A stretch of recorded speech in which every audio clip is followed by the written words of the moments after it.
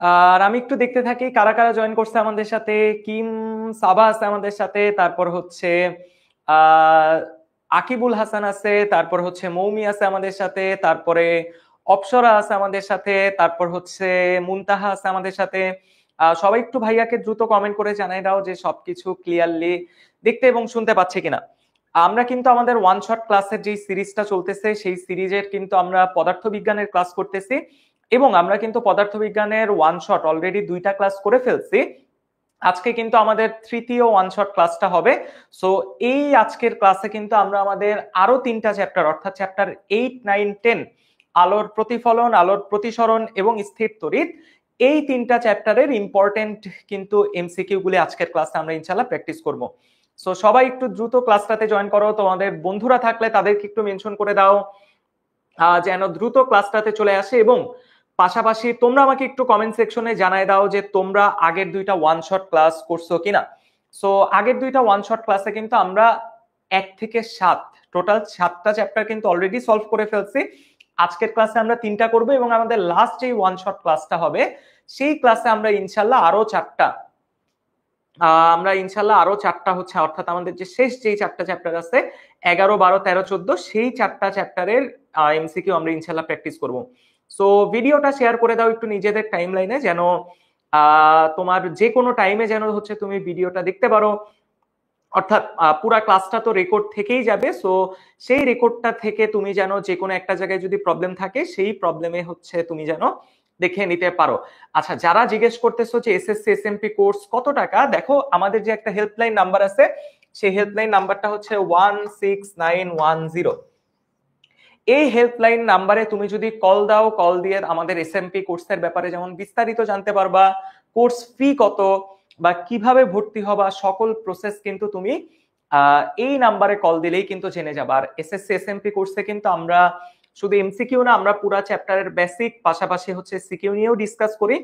এবং আমাদের SSC SMP কোর্সের নেক্সট ক্লাসটা হবে চ্যাপ্টার 7 এর উপর, অর্থাৎ আমরা 1 থেকে 6টা চ্যাপ্টার, ফিজিক্সের কথা বলতেছি, ফিজিক্সের 6টা চ্যাপ্টার শেষ করছি আমরা। ইনশাল্লাহ নেক্সট ক্লাসে হচ্ছে চ্যাপ্টার 7 নিয়ে হচ্ছে ডিসকাস করব আমাদের এসএসসি এসএমপি কোর্সে।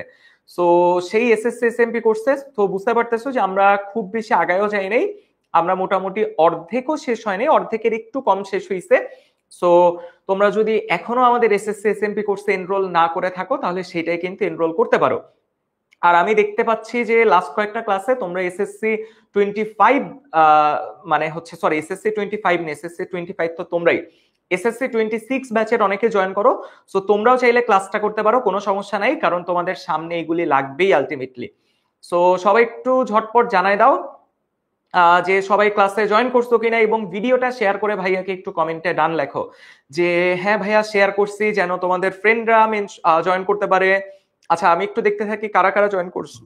ও আফরোজা আছে আমাদের সাথে, শান্ত আছে আমাদের সাথে, তারপর স্বপ্নীল, তারপর সায়ান হোসাইন, তারপরে আমাদের সাথে জয়েন করছে ইমতিয়াজ, মোহাম্মদ সাজ্জাদ, তারপরে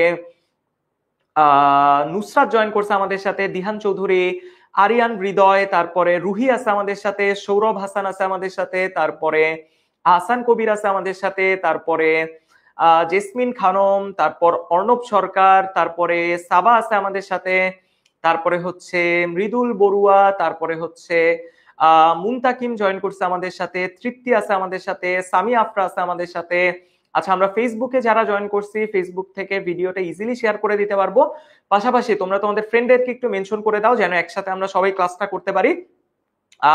এবং সবাই একটু জানাই দাও যে ক্লাসটা শুরু করার জন্য রেডি কিনা, তাহলে আমরা আর দেরি করব না, ঝটপট আমরা আমাদের আজকের ক্লাসটা শুরু করব। সো সবাই একটু কমেন্ট করে জানাই দাও, সবাই একটু ঝটপট কমেন্ট করে জানাই দাও যে ক্লাসটা শুরু করার জন্য রেডি কিনা। সো আমরা সবার প্রথমে যেটা করব, আমাদের 8 নাম্বার চ্যাপ্টার, এই 8 নাম্বার চ্যাপ্টারের এমসিকিউ সলভ করব, তারপর আমরা 9 করব, তারপরে আমরা ইনশাআল্লাহ চ্যাপ্টার 10 এর এমসিকিউ সলভ করব। সো সবাই একটু ঝটপট জানাই দাও যে ক্লাসটা শুরু করার জন্য রেডি কিনা। আচ্ছা, আফরোজা, জান্নাতুল ফেরদৌস, সুক্তারা সবাই জানাচ্ছে রেডি। ফেসবুক থেকে যারা জয়েন করছো তোমরা একটু জানাই দাও যে তোমরা ক্লাসটা শুরু করার জন্য রেডি কিনা। তাসনিম নিশাত, তারপরে রাজিয়া, তারপর হচ্ছে রহিম, তারপর হচ্ছে আরিয়ান হৃদয়, ওকে সবাই জানাই দিচ্ছে রেডি। তাহলে আসো আমরা দেরি করবো না, আমরা আমাদের ক্লাসটা শুরু করে ফেলি। তাহলে এখন সবাই আমরা কি করি, আমাদের প্রথম এমসিকিউ এর অ্যান্সারটা তোমাদের থেকে নেই। তাহলে সবাই একটু ফার্স্ট এমসিকিউ এর উত্তরটি একটু কমেন্টে জানাই দাও যে প্রথম এমসিকিউ এর উত্তরটা কি হবে। সহজ একটা এমসিকিউ, সো সবারই কিন্তু উচিত এটার একটা কারেক্ট অ্যান্সার দিয়ে দেয়া। সো দেখো কোশ্চেনটা কি, যে বলছে কাগজে আলোর কোন ধরনের প্রতিফলন হয়। কাগজে আলোর কোন ধরনের প্রতিফলন হয়। আমরা কিন্তু জানি আমাদের প্রতিফলন কয় প্রকার। আমাদের কিন্তু প্রতিফলন হচ্ছে দুই প্রকার, একটা হচ্ছে আমাদের নিয়মিত প্রতিফলন, আরেকটা হচ্ছে আমাদের অনিয়মিত প্রতিফলন। আচ্ছা, আমি আশা করছিলাম যে প্রথম এমসিকিউ সহজ একটা এমসিকিউ, সবাই কারেক্ট অ্যান্সার দিবা, বাট অলরেডি কিন্তু কয়েকজন ভুল অ্যান্সার দিয়ে দিছো। যারা অপশন এ দিচ্ছ, দেখো এটা রং অ্যান্সার, যে আমার কাগজে কি হবে, আলোর অনিয়মিত প্রতিফলন হবে, কারণ কাগজটা কি থাকবে না, খুব একটা মসৃণ কিন্তু না।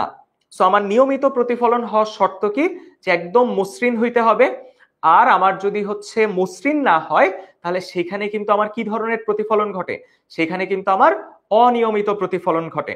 সো আমাদের এই যে প্রতিফলন যে আমরা বললাম দুই প্রকার, তার ভেতর এক প্রকার কি, এক প্রকার হচ্ছে আমাদের নিয়মিত প্রতিফলন, আরেকটাকে আমরা বলি হচ্ছে অনিয়মিত প্রতিফলন। অনিয়মিত প্রতিফলন, এই অনিয়মিত প্রতিফলনকে কিন্তু আমরা চাইলে ব্যাপ্ত প্রতিফলনও বলতে পারি। সো এই টার্মটাও একটু শুনে রাখতে পারো, যে অনিয়মিত প্রতিফলনকে আমরা আরেকটা কি নামে ডাকি, আরেকটা হচ্ছে আমরা ব্যাপ্ত প্রতিফলন নামে ডাকি। সবাইকে বুঝতে পারছি? তাহলে এবার একটু আসো আমরা একটু ঝটপট আমাদের দ্বিতীয় কোশ্চেনে চলে যাই। সো এটার কারেক্ট অ্যান্সারটা কি, এটার কারেক্ট অ্যান্সার কিন্তু আমার অনিয়মিত প্রতিফলন। যেহেতু আমার কাগজের সারফেসটা কি না, একদম স্মুথ না বা মসৃণ না, এই কারণে আমার এখানে কিন্তু অনিয়মিত প্রতিফলন ঘটবে।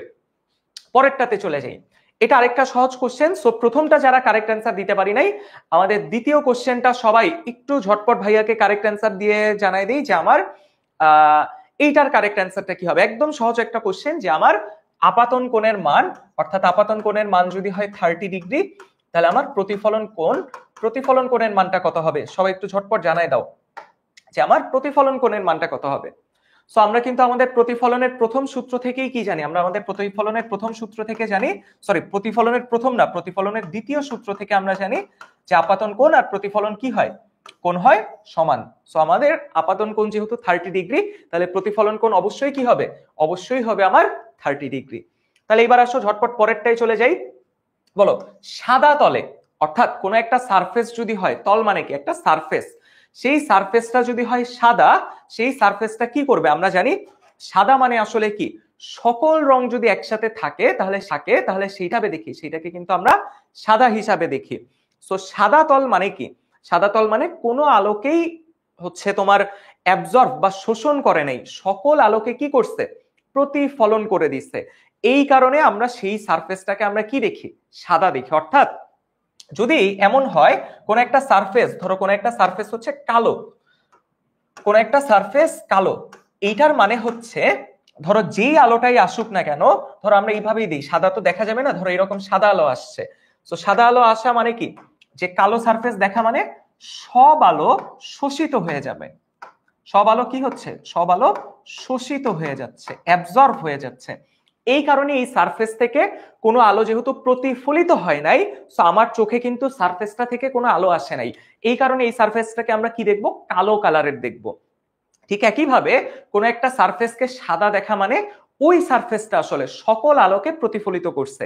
সকল আলো যেহেতু তোমার চোখে আসতেছে, এই কারণে তুমি সেটাকে কি হিসাবে দেখবা, তুমি কিন্তু সেটাকে সাদা হিসাবে দেখবা। সো কারেক্ট অ্যান্সার কি হবে, যে সব রঙের আলোই প্রতিফলিত হয়। পরেরটাতে চলে যাই। বলো, এইটা কোন ধরনের প্রতিফলনের চিত্র। আমরা কিন্তু শুরুতেই বলে আসলাম যে আমাদের প্রতিফলন কয় প্রকার, আমাদের প্রতিফলন কিন্তু দুই প্রকার। এই যে আমাদের প্রতিফলন দুই প্রকার, তার ভেতর বলো এটা কোন প্রতিফলনের চিত্র দেয়া, এটা কি নিয়মিত প্রতিফলন নাকি এটা আমাদের অনিয়মিত প্রতিফলন, বলো। ঠিক আছে, আমরা কিন্তু সহজ কয়েকটা কোশ্চেন দিয়েই শুরু করছি, এবং এই চ্যাপ্টারটা কিন্তু কম্পারেটিভলি ইজি। চ্যাপ্টার 8, 9 দুইটা চ্যাপ্টারই কম্পারেটিভলি ইজি। সো এই চ্যাপ্টারগুলি থেকে কিন্তু এমসিকিউ গুলিও সহজ আসে, পাশাপাশি সিকিউ গুলিও কিন্তু সহজ আসে। তাহলে বলো এটার কারেক্ট অ্যান্সার কি, দেখো এটাও অনেকে ভুল অ্যান্সার দিচ্ছ।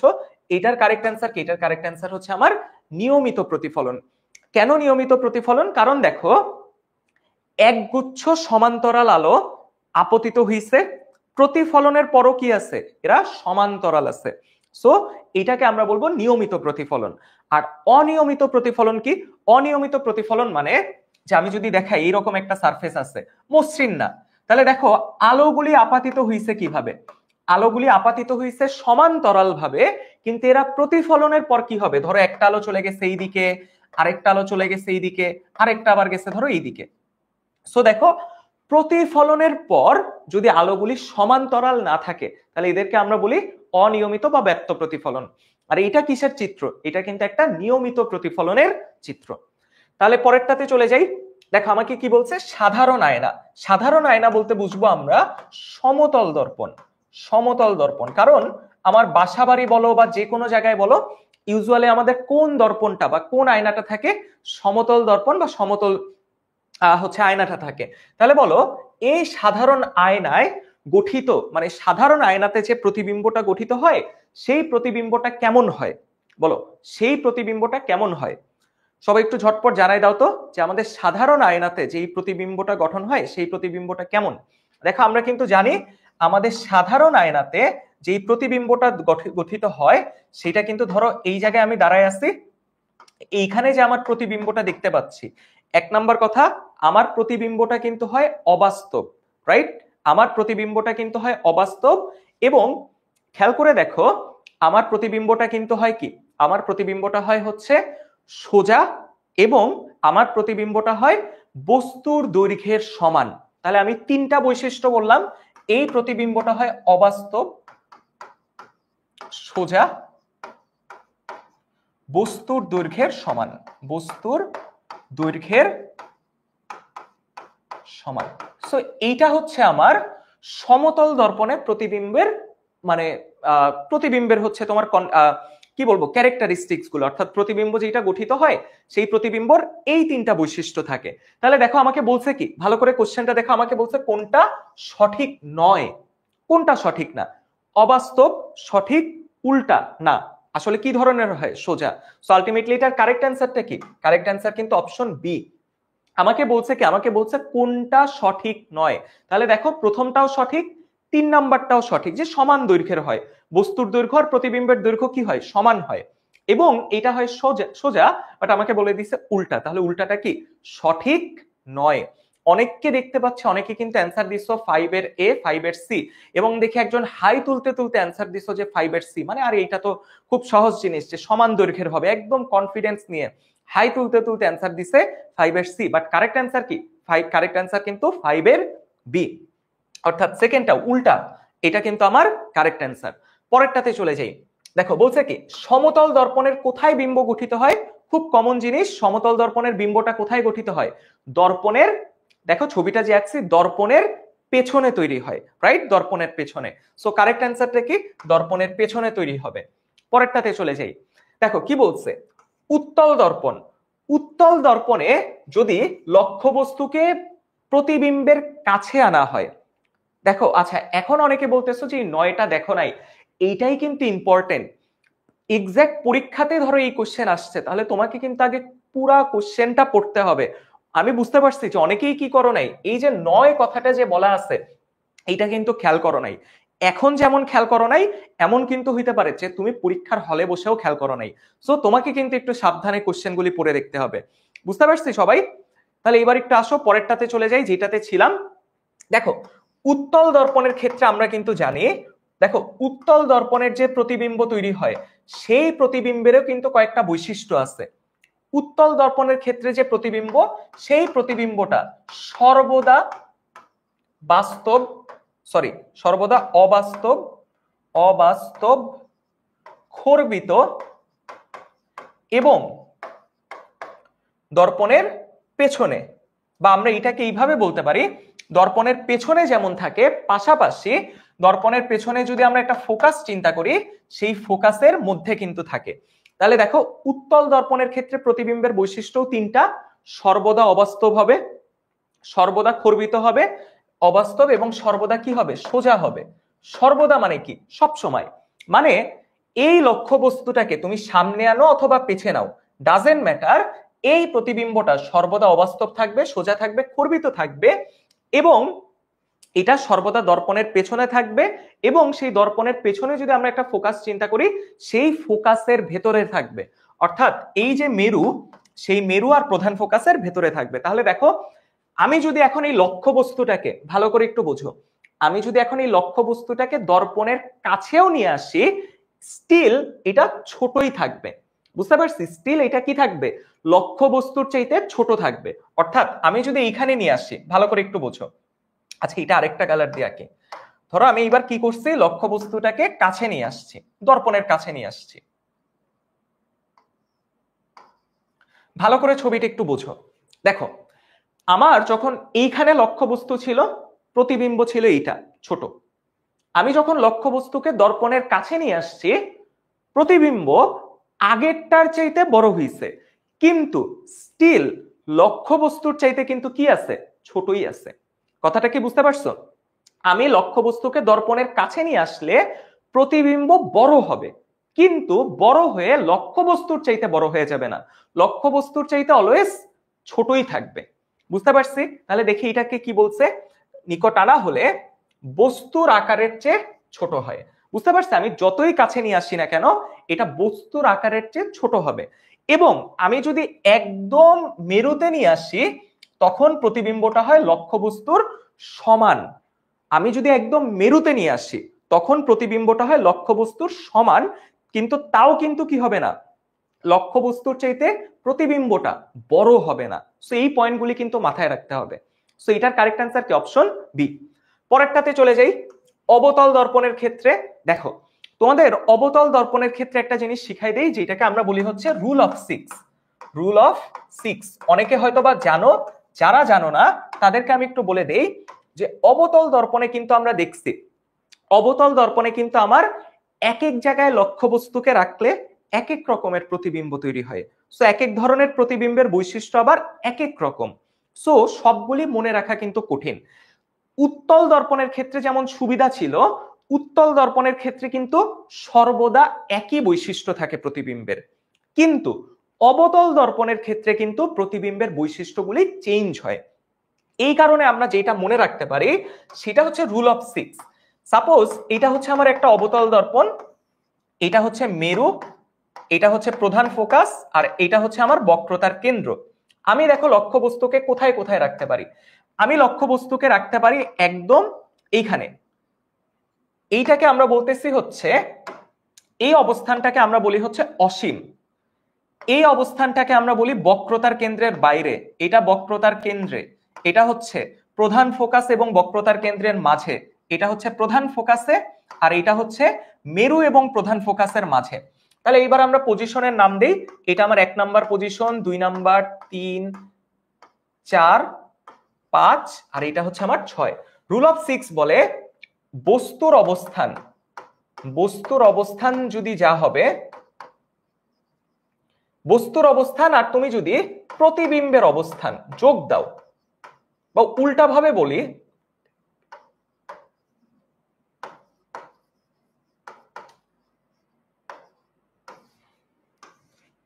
ধরো আমি যদি বলি বস্তুর অবস্থান 1, বস্তুর অবস্থান 1 মানে কি, লক্ষ্যবস্তুটা আছে আমার অসীমে। লক্ষ্যবস্তু কোথায় আছে? লক্ষ্যবস্তু আছে অসীমে। এখন 1-এ থাকা মানে প্রতিবিম্ব তৈরি হবে 5-এ। 5 কিভাবে পাচ্ছি? 6 - 1, তাহলে আসবে 5। একইভাবে আমি যদি বলি লক্ষ্যবস্তুর অবস্থান 2, তাহলে বলতো প্রতিবিম্বের অবস্থান কত হবে? প্রতিবিম্বের অবস্থান হবে 6 - 2, তার মানে 4। একইভাবে আমি যদি বলি 3, তাহলে হবে 6 - 3 = 3। এরকম ভাবে 4, তাহলে 6 - 4 = 2। এরকম ভাবে চলতে থাকবে। তাহলে খেয়াল করে দেখো, আমার এই 6টা পজিশনে যদি থাকে, তাহলে আমি এক নিমিষে আমি বলে দিতে পারবো যে আমার লক্ষ্য প্রতিবিম্বটা কোথায় তৈরি হবে। যেমন এবার আসো, এবার আমরা কোশ্চেনটা পড়ি। কোশ্চেনে আমাকে বলছে অবতল দর্পণের ক্ষেত্রে লক্ষ্যবস্তু অসীমে আছে। লক্ষ্যবস্তু অসীমে থাকা মানে আমাদের হিসাব মতে কয় নাম্বার পজিশন? আমাদের হিসাব মতে এই পজিশনটা হচ্ছে 1। এই পজিশনটা কত? এই পজিশনটা হচ্ছে 1। আর আমরা জানি বস্তু যখন 1-এ থাকে, প্রতিবিম্ব কোথায় তৈরি হবে? প্রতিবিম্ব তৈরি হবে 5-এ। প্রতিবিম্ব তৈরি হবে কোথায়? 5-এ। তাহলে দেখো তো 5 নাম্বার কোথায়? 5 নাম্বার হচ্ছে আমার প্রধান ফোকাস। তাহলে একটা জিনিস আমরা বুঝলাম, সেটা হচ্ছে আমার বস্তু যদি থাকে অসীমে, তাহলে প্রতিবিম্বটা কোথায় তৈরি হবে? প্রতিবিম্ব তৈরি হবে 5 বা প্রধান ফোকাসে। সবাই আগে বলো তো, এইটা কি বুঝতে পারছি? আগে আমরা কোশ্চেনের অ্যান্সারটা পরে দিচ্ছি, আগে বলো তো রুল অফ 6 এই কনসেপ্টটা আমরা বুঝতে পারছি কিনা। তাহলে এরকম ভাবে আমি যদি তোমাকে বলি যে প্রতিবিম্ব লক্ষ্যবস্তু আছে 3-এ, লক্ষ্যবস্তু আছে 3 মানে কি বক্রতার কেন্দ্র। লক্ষ্যবস্তু যদি বক্রতার কেন্দ্রে থাকে তাহলে প্রতিবিম্ব কোথায় তৈরি হবে? প্রতিবিম্বও তৈরি হবে বক্রতার কেন্দ্রে অর্থাৎ সিতে। বুঝতে পারছি সবাই? সবাই কি এটা বুঝতে পারছি? তাহলে এইটাকে আমরা বলতেছি হচ্ছে রুল অফ 6। এইবার তাহলে আসো আমরা একটু অ্যানালাইসিস করি যে আমার এই লক্ষ্যবস্তু যেটা তৈরি হচ্ছে, প্রতিবিম্ব যেটা তৈরি হচ্ছে সেটা কি খর্বিত হবে নাকি বিবর্ধিত হবে? ভালো করে বোঝো, সেটা কি খর্বিত হবে নাকি বিবর্ধিত হবে। আচ্ছা, তাহলে এইবার একটু খেয়াল করে দেখো, বলতো আমার বিবর্ধনের ফর্মুলাটা কি? আমার বিবর্ধনের ফর্মুলাটা কি? আমার বিবর্ধনের ফর্মুলা হচ্ছে m equal to minus v divided by u. m equal to minus v divided by u হচ্ছে আমার বিবর্ধন বের করার formula. V minus minus v divided by u, এটা হচ্ছে আমার কিসের ফর্মুলা? এটা হচ্ছে আমার বিবর্ধন বের করার ফর্মুলা। এইবার একটু খেয়াল করে দেখো তো, আমার ইউ কোনটা? ইউ হচ্ছে আমার অসীম, রাইট? দেখো ইউ হচ্ছে কি? ইউ হচ্ছে আমার অসীম। কেন? কারণ আমার লক্ষ্যবস্তু কোথায় আছে? লক্ষ্যবস্তু আছে হচ্ছে আমার ইনফিনিটিতে বা অসীমে। আর আমার ভি কি? আমার ভি হচ্ছে প্রতিবিম্ব কোথায় আছে? প্রতিবিম্ব আছে এফ এ, প্রতিবিম্ব আছে এফ এ। তাহলে বলতো সামথিং ডিভাইডেড বাই ইনফিনিটি মানে কি? 0। তার মানে বিবর্ধনটা কি আসবে? মানে বস্তুটার বিবর্ধন হয়ে যাবে কি? একদম শূন্য। মানে লক্ষ্যবস্তু যা, সেই তুলনায় আমার প্রতিবিম্বকে দেখা যাবে একটা বিন্দুর সমান।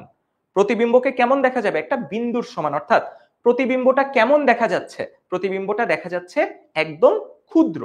তাহলে কারেক্ট অ্যান্সারটা কি হবে? অত্যন্ত খর্বিত। সবাই কি ব্যাপারটা বুঝতে পারছি? যে আমরা ফার্স্টে কি করলাম? আমরা রুল অফ 6 দিয়ে আগে এইটা ডিটারমাইন করলাম আমার প্রতিবিম্বটা কোথায় থাকবে। বুঝতে পারছি?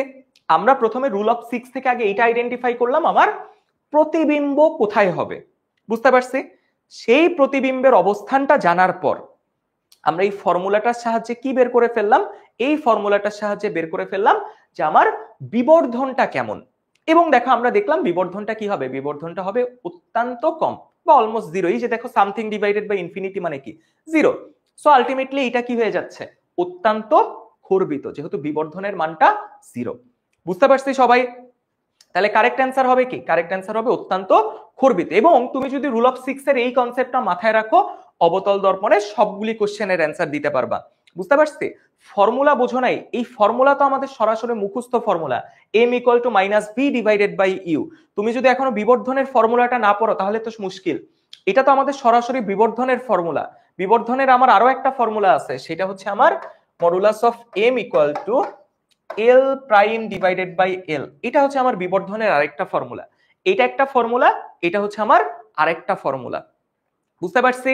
তাহলে এবার আসো পরের কোশ্চেনটায় চলে যাই। দেখো ভাই, এটাও সেম কোশ্চেন, এটাও সেম কোশ্চেন, অবতল দর্পণ নিয়ে কোশ্চেন। তাহলে এইবার তোমরা আগে আমাকে বলো, উত্তর পরে দাও।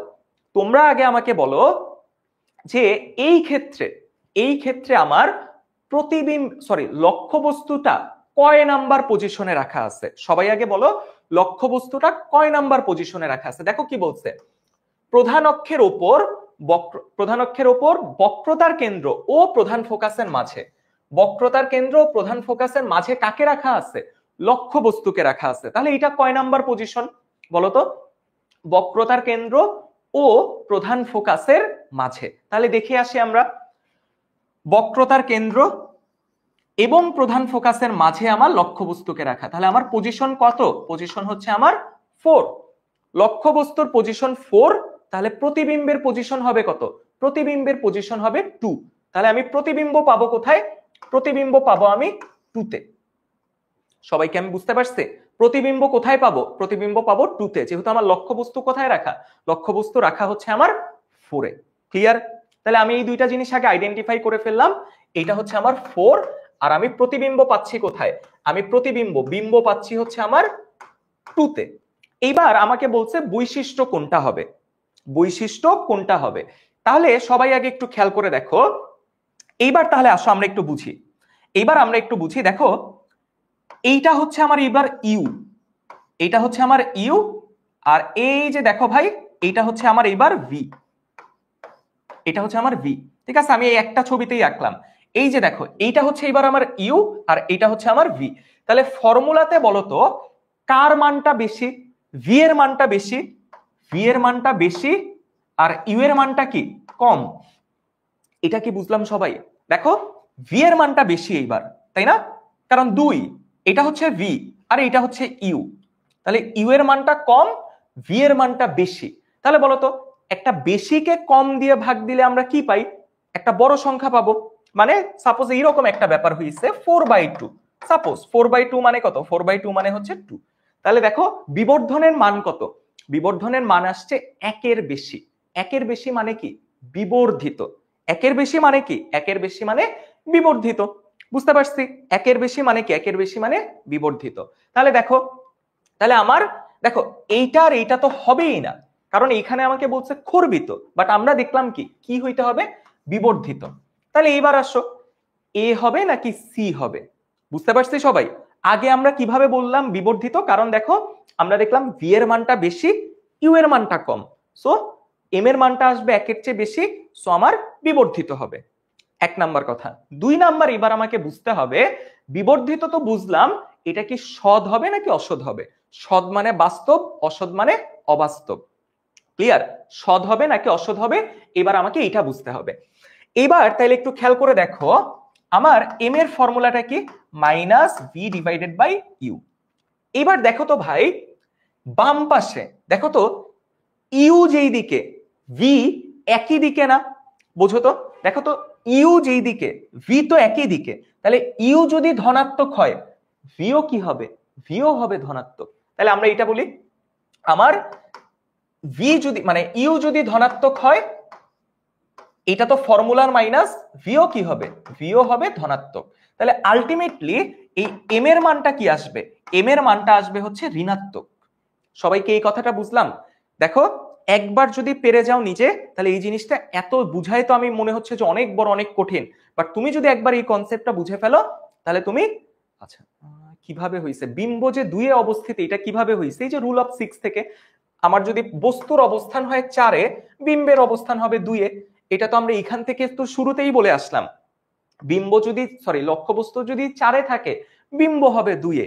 এটা তো আমরা শুরু থেকেই বলে আসছি। তাহলে এবার একটু দেখো, তাহলে এবার একটু খেয়াল করে দেখো, এম এর মানটা আসলো নেগেটিভ। তাহলে এবার একটু মাথায় রাখবা, এম এর মান নেগেটিভ মানে, অর্থাৎ এই বিবর্ধনের মান যদি আসে নেগেটিভ বা ঋণাত্মক, তার মানে এটা বুঝাবে এটা হচ্ছে তোমার বাস্তব। আর যদি এম এর মান আসে পজিটিভ, তাহলে এইটা বুঝাবে তোমার অবাস্তব। তাহলে দেখো এম এর মান আসছে নেগেটিভ, তাহলে আলটিমেটলি কি হবে? অসৎ এবং বিবর্ধিত, বাস্তব। বাস্তব মানে কি? বাস্তব মানে হচ্ছে আমার সৎ এবং বিবর্ধিত, তার মানে অপশন এ। তাহলে দেখো আমরা এই মাইনাস চিহ্ন থেকে বুঝলাম কি? আমরা এই মাইনাস চিহ্ন থেকে বুঝলাম এটা হবে সৎ বা বাস্তব, এবং এম এর মান থেকে আমরা বুঝলাম এটা হবে বিবর্ধিত। বুঝতে পারছি? সো আলটিমেটলি আমার কারেক্ট অ্যান্সার কি? কারেক্ট অ্যান্সার হচ্ছে অপশন এ। ক্লিয়ার সবাই? সবাই কি বুঝতে পারছি? সো কারেক্ট অ্যান্সারটা কি? কারেক্ট অ্যান্সারটা হচ্ছে আমার অপশন এ। পরেরটাতে চলে যাই। দেখো কি বলছে, অবতল দর্পণে সৃষ্ট প্রতিবিম্বর আকার, অর্থাৎ অবতল দর্পণে যে প্রতিবিম্বটা হয়, মাথায় রাখতে হবে সেই প্রতিবিম্বটা বিবর্ধিতও হইতে পারে, খর্বিতও হইতে পারে, লক্ষ্যবস্তুর সমানও হইতে পারে। সো আলটিমেটলি কারেক্ট অ্যান্সার কি? কারেক্ট অ্যান্সার সব কয়টা। কারণ খেয়াল করে দেখো, যদি এটা আমার অবতল দর্পণ হয়, যদি একদম সিতে থাকে লক্ষ্যবস্তু, লক্ষ্যবস্তু যদি সিতে থাকে, তাহলে প্রতিবিম্ব তৈরি কোথায়? প্রতিবিম্ব কোথায় হয়? প্রতিবিম্বও হয় সিতে। তখন দেখো লক্ষ্যবস্তু আর প্রতিবিম্ব সমান। একইভাবে আমার যদি এইটা থাকে সি এর বাইরে, ধরো সি এর যদি বাইরে থাকে, সি এর বাইরে মানে কত? 5, সেটা তাহলে হবে কোথায়? আচ্ছা আমি একটু দেখি, আমি জাস্ট র্যান্ডমলি একটু তোমাদের বুঝাই। এটা সি আর এটা ধরো হচ্ছে এফ। তাহলে দেখো 5-এ যদি থাকে তাহলে হবে কোথায়? 1। 1 মানে কোথায়? সো 1 মানে হবে, এটা হচ্ছে আমার, বলো 1 মানে আসলে কোথায় হবে? সবাই একটু বলো তো। দেখো আমি 3টা কন্ডিশন জাস্ট দেখাই দিচ্ছি, যে এটা দেখলাম কোথায়? লক্ষ্যবস্তু যদি আমার বক্রতার কেন্দ্রে থাকে, তাহলে আমার প্রতিবিম্বও তৈরি হবে বক্রতার কেন্দ্রে। তাহলে এটাকে আমরা বলতেছি কি? এটা হচ্ছে আমার সমান। তাহলে লক্ষ্যবস্তু প্রতিবিম্বের সমান। এবার যদি আমার এটা যদি থাকে বক্রতার কেন্দ্রের বাইরে, এটা কয় নাম্বার পজিশন? 5, রাইট? এটা কয়? 4, এদিকে আছে 2, আর এটা হচ্ছে আমার 1। তাহলে দেখো বলো, বক্রতার কেন্দ্রের যদি বক্রতার কেন্দ্রের যদি বাইরে থাকে তাহলে সেইটা কোথায় তৈরি হবে বলো? সবাই একটু ঝটপট বলো তো যে তাহলে কোথায় তৈরি হবে বলো। দেখো আমি তোমাদেরকে একটু পজিশনগুলি দেখায় আনি। এই যে আমরা যে ছবিটা আঁকলাম, সি এর বাইরে মানে কি? সি এর বাইরে মানে 2, 2 এ থাকলে কোথায় তৈরি হবে? 4 এ, তাই না? এই জায়গায় থাকা মানে কি? এটার পজিশন হচ্ছে আমার, এটার পজিশন কত? এটার পজিশন হচ্ছে আমার 2, আর এটা হচ্ছে আমার 3। সো 2 এ যদি থাকে তাহলে তৈরি হবে 4 এ। আর 4 কোনটা? 4 হচ্ছে আমার এই যে এফ এবং সি এর মাঝে। বুঝতে পারছি? এফ এবং সি এর মাঝে। তাহলে এইখানে তৈরি হবে এরকম একটা প্রতিবিম্ব। যদি আঁকতেও চাও তাহলে আঁকতেও পারো, এই যে সমান্তরাল গেল এদিক দিয়ে আসবে, এবং এই যে দেখো সো এইখানে আমার একটা প্রতিবিম্ব তৈরি হবে। তাহলে এইটাকে আমরা বলতেছি কি? এটা হচ্ছে আমার ক্ষর্বিত। এটা কি? এটা হচ্ছে আমার ক্ষর্বিত। ঠিক একইভাবে আমার যদি এইরকম কোন একটা পজিশনে থাকে, যে আমার যদি লক্ষ্যবস্তুই এখন এইখানে থাকে, তাহলে এটা কয় নাম্বার পজিশন? এটা হচ্ছে 2, 3, এটা 4। তখন আবার প্রতিবিম্ব তৈরি হবে কোথায়? তখন আবার আমার প্রতিবিম্ব তৈরি হবে এইদিকে কোথাও। সো এটা কি? এটা হচ্ছে আমার বিবর্ধিত। সো খেয়াল করে দেখো, আমার লক্ষ্যবস্তু 3 রকম হইতে পারে। আমার লক্ষ্যবস্তু হইতে পারে সমান, ক্ষর্বিত অথবা বিবর্ধিত। সো কারেক্ট অ্যান্সার কি হবে? কারেক্ট অ্যান্সার এক কথায় হবে হচ্ছে আমার সবগুলো। বুঝতে পারছি? তাহলে এবার একটু আসো আমরা আরেকটা একটু দেখি। দেখো পরেরটাই আমরা যাই। দেখো অবতল দর্পণের প্রধান অক্ষের ওপর একটি লক্ষ্যবস্তু প্রধান ফোকাস ও মেরুর মাঝে অবস্থিত। কোথায় অবস্থিত? এটা আমার ইম্পর্টেন্ট। দেখো এটা পি আর এটা হচ্ছে আমার এফ। লক্ষ্যবস্তুটা কোথায় রাখা? লক্ষ্যবস্তুটা রাখা হচ্ছে প্রধান ফোকাস এবং মেরুর মাঝে। তাহলে দেখি এটার প্রতিবিম্বটা কেমন হয়। সো ধরো একটা গেল হচ্ছে আমার সমান্তরাল, তাহলে এটা ব্যাক করবে কোথায় দিয়ে? প্রধান ফোকাস দিয়ে। আরেকটা ধরো গেছে হচ্ছে আমার এটা ধরো হচ্ছে আমার বক্রতার কেন্দ্র, তাহলে এইটা আসবে কোন দিক দিয়ে? এটা আপাতিত হইল হচ্ছে আমার বক্রতার কেন্দ্র দিয়ে। তাহলে এটা প্রতিফলিতও হবে কোথায়? বক্রতার কেন্দ্র দিয়ে। তাহলে দেখো প্রতিফলিত রশ্মি দুইটা যতই পেছনে যাক না কেন, এরা কিন্তু মিলিত হবে না। তাহলে এদেরকে তুমি যদি পেছনের দিকে বর্ধিত করো, তাহলে এরা এখানে গিয়ে কিন্তু মিলিত হবে। সো এইটা হবে কি? এইটা হবে হচ্ছে আমার প্রতিবিম্ব। তাহলে দেখো প্রতিবিম্বটা কেমন? প্রতিবিম্বটা আমার অবাস্তব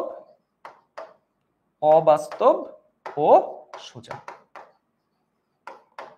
এবং কোথায়? এবং দর্পণের পিছনে, রাইট? এটা হচ্ছে আমার সেই প্রতিবিম্বের অবস্থান। তাহলে এখন একটু আসো আমরা একটু মিলাই। দেখো প্রথমটাই হয়ে গেছে কোথায়? দর্পণের পিছনে। বুঝতে পারছি আমার প্রতিবিম্বের অবস্থানটা কোথায়? প্রতিবিম্বের অবস্থানটা হচ্ছে আমার দর্পণের পিছনে। সো কারেক্ট অ্যান্সার কি হবে? কারেক্ট অ্যান্সার হচ্ছে আমার অপশন এ। অর্থাৎ আমার যদি প্রধান ফোকাস এবং বক্রতার কেন্দ্রের মাঝে থাকে, তাহলে এটা কোথায় হবে? এটা হবে আমার দর্পণের পেছনে।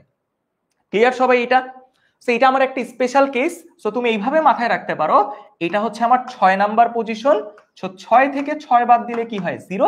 সো এই যে দেখো এটা হবে কোথায়? এটা হবে আমার দর্পণের পেছনে। অর্থাৎ লক্ষ্যবস্তু যদি 6 এ থাকে তাহলে আমার প্রতিবিম্ব কোথায় তৈরি হবে? 0 তে। বা তুমি এইভাবে মাথায় রাখতে পারো, 0 মানে হচ্ছে আমার দর্পণের পেছনে। এই দিক থেকে শুরু হয়েছিল কি 1 2 3 4 5 6 এরকম করে। এটা কি? এটা হচ্ছে ধরে নাও আমার এটা হচ্ছে 0, দর্পণের পেছনে। পরেরটাতে চলে যাই। বলো একটা দর্পণের বক্রতার ব্যাসার্ধ দেয়া আছে 20 সেন্টিমিটার। তাহলে ফোকাস দূরত্ব কত? আমরা জানি ফোকাস দূরত্ব মানে কত? ফোকাস দূরত্ব মানে r/2, তার মানে 20/2 করলে কত হয়? 10 সেন্টিমিটার। সো কারেক্ট অ্যান্সার কি? Option B. পরেরটাতে চলে যাই। দেখো এই জায়গায় তোমাকে বলে দিচ্ছে, আমি একটু বলে দিই, এখানে তোমাকে বলে দেয়া আছে পিসি ইকুয়াল টু 5 মিটার। তাহলে পিএফ এর মান কত? পিএফ এর মান কত বলো তো? পিএফ হচ্ছে এটা হচ্ছে পিএফ। তাহলে বলো পিএফ এর মান কত হবে? পিসি এর মান দেয়া আছে 5 মিটার, তাহলে পিএফ এর মানটা কত হবে? ঝটপট একটু জানাই দাও তো। পিএফ মানে কি আসলে? পিএফ মানে হচ্ছে ফোকাস দূরত্ব। আর পিসিটা কি, পিসিটা হচ্ছে আমার বক্রতার ব্যাসার্ধ। সো আগের ফর্মুলাটা দিয়েও যদি আমরা করি, সো এটার মানটা কত চলে আসবে, এটার মানটা আসবে 2.5। আচ্ছা এটা ধরো মিটার না, এটা দেয়া ছিল ধরো সেন্টিমিটারে, ঠিক আছে, সেন্টিমিটারে দেয়া, তাহলে এগুলিও কিসে থাকবে, এগুলিও থাকবে সেন্টিমিটারে। আর এটা যদি মিটারে থাকতো তাহলে এই মানগুলিও আমরা কিসে পাইতাম, এই মানগুলিও আমরা মিটারে পাইতাম। সো কারেক্ট অ্যান্সারটা কি হবে, 2.5 সেন্টিমিটার। সো এটা আমরা কারেকশন করে দেই, এটা হচ্ছে আমার সেন্টিমিটার। এবার আসো পরেরটাতে চলে যাই। বলো চিত্রে প্রদর্শিত প্রতিবিম্বের আকৃতিটা কেমন হবে, রাইট? সো এটা তো আমরা মাত্রই অ্যানালাইসিস করে আসলাম। এটা কয় নাম্বার পজিশন, এটা হচ্ছে আমার 2 নাম্বার পজিশন। 2 এ থাকলে কোথায় তৈরি হবে, 4 এ। 4 মানে কোনটা, এইরকম কোন একটা জায়গায় তৈরি হবে প্রতিবিম্ব, রাইট? 2 এ থাকলে কোথায় তৈরি হবে, 4 এ। সো এই জায়গায় আমরা মাত্র অ্যানালাইসিস করে আসলাম। এটা আসলে কেমন হবে, এটা হবে হচ্ছে তোমার বাস্তব এবং উল্টা, রাইট? বাস্তব এবং উল্টো। সো কারেক্ট অ্যান্সার কি, কারেক্ট অ্যান্সার হচ্ছে অপশন বি, বাস্তব এবং উল্টা। এবং তুমি যদি চাইলে আঁকতে চাও, আমি তোমাদেরকে আরেকটা চিত্র একটু এঁকে দেখাই। ধরো এই চিত্রগুলি আমরা কিভাবে আঁকি, যে ধরো একটা লাইন গেল কিভাবে, প্রধান অক্ষের সমান্তরাল, আর আমরা জানি প্রধান অক্ষের সমান্তরালে গেলে ব্যাক করবে কিভাবে, প্রধান ফোকাস দিয়ে।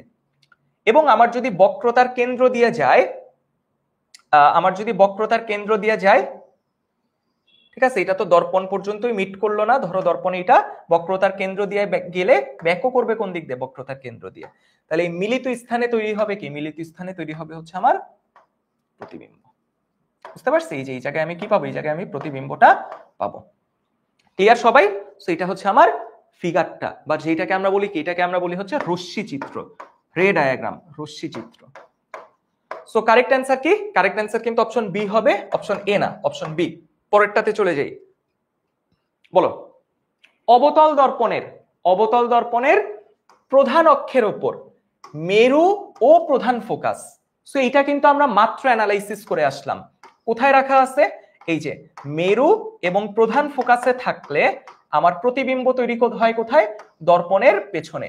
এবং এইটা কেমন হয়, এটা কিন্তু হয় অবাস্তব এবং সোজা, অবাস্তব ও সোজা, রাইট? এটা কিন্তু আমরা মাত্র রশ্মি চিত্র এঁকে আসলাম, যে প্রধান ফোকাস এবং মেরুতে যদি থাকে তাহলে কি হয়, অবাস্তব এবং সোজা হয়। তাহলে এটার কারেক্ট অ্যান্সারটা কি, অবাস্তব এবং সোজা। অবাস্তব মানে কি, অসৎ, অসৎ ও সোজা।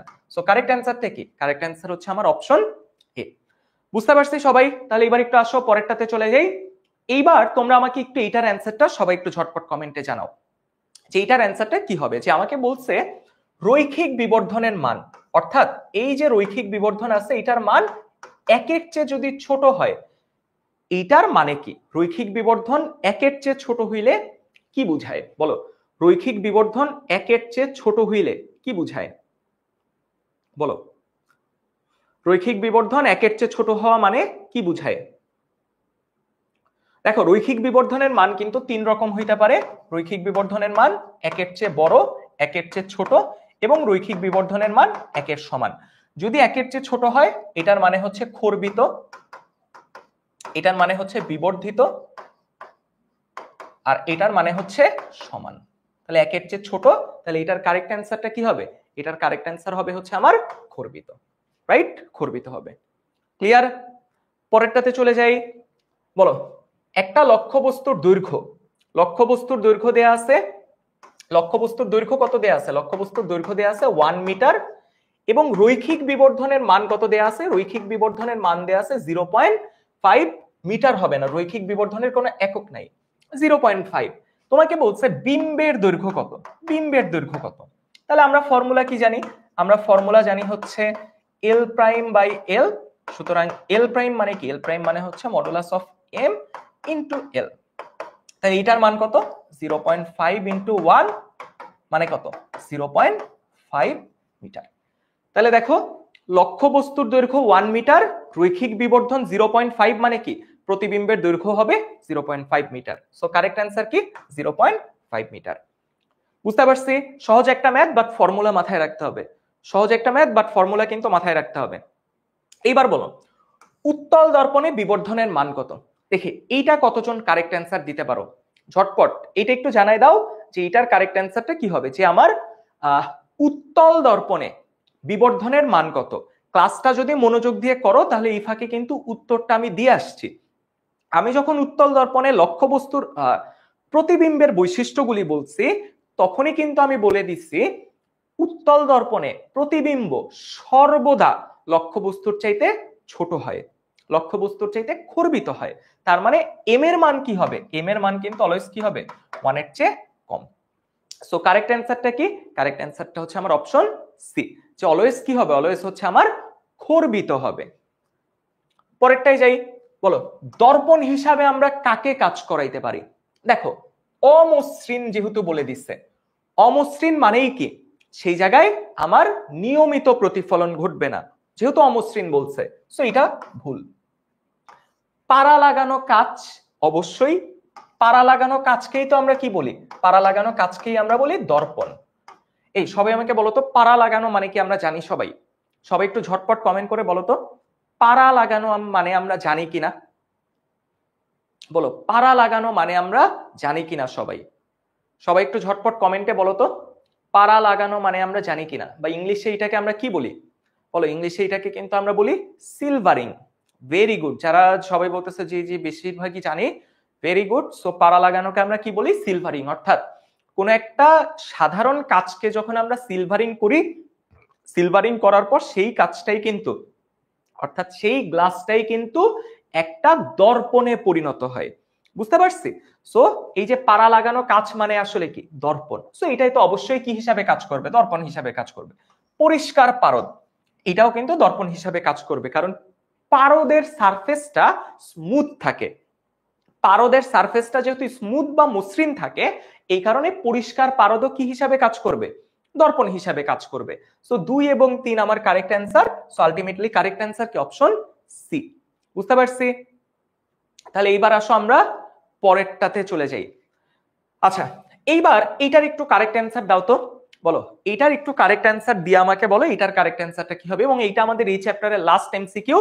সো সবাই আমাকে একটু ঝটপট এটার কারেক্ট অ্যান্সারটা দাও। বলো যে এটার অ্যান্সারটা কি হবে। যে কি বলছে, একটা সমতল দর্পণের সামনে 144 মিটার লম্বা একজন ব্যক্তি আছে। মানে একজন ব্যক্তি আছে, সরি 144 না, 1.4 মিটার, 1.44 মিটার, 1.44 মিটার লম্বা একজন লোক আছে।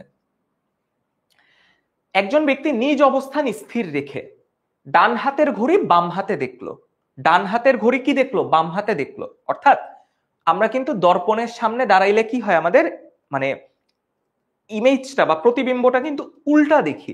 মানে তুমি যদি কখনো আয়নার সামনে ডান হাত দিয়ে খাও, তোমার কিন্তু দেখে মনে হবে তুমি আয়নাতে বাম হাত দিয়ে খাচ্ছ। বুঝতে পারছি? যে অর্থাৎ তোমাকে কিন্তু ইনভার্টেড করবে, মানে তোমাকে কিন্তু ঘুরায় দেখাবে। অর্থাৎ তুমি যদি সমতল দর্পণ, কখনো কি আয়নার সামনে খেয়ে দেখছো?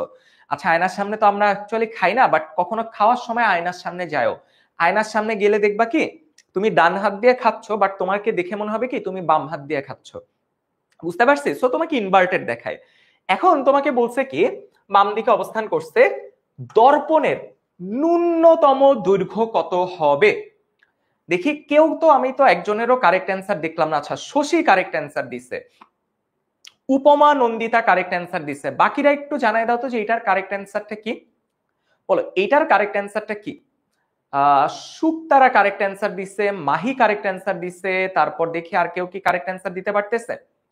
মোহাম্মদ হাসিবের উত্তরটা ভুল হইছে, তারপর স্যামের উত্তরটাও ভুল, আরাফাত আশিকের উত্তরটা ভুল, সুয়াদের অ্যান্সারটা কারেক্ট, তারপর সৈকত বসাকের অ্যান্সারটা কারেক্ট, তারপর মোহাম্মদ হাসিফ কারেক্ট অ্যান্সার, আব্দুল আহাদ ইমন কারেক্ট অ্যান্সার। দেখো তোমরা একটা জিনিস দেখবা,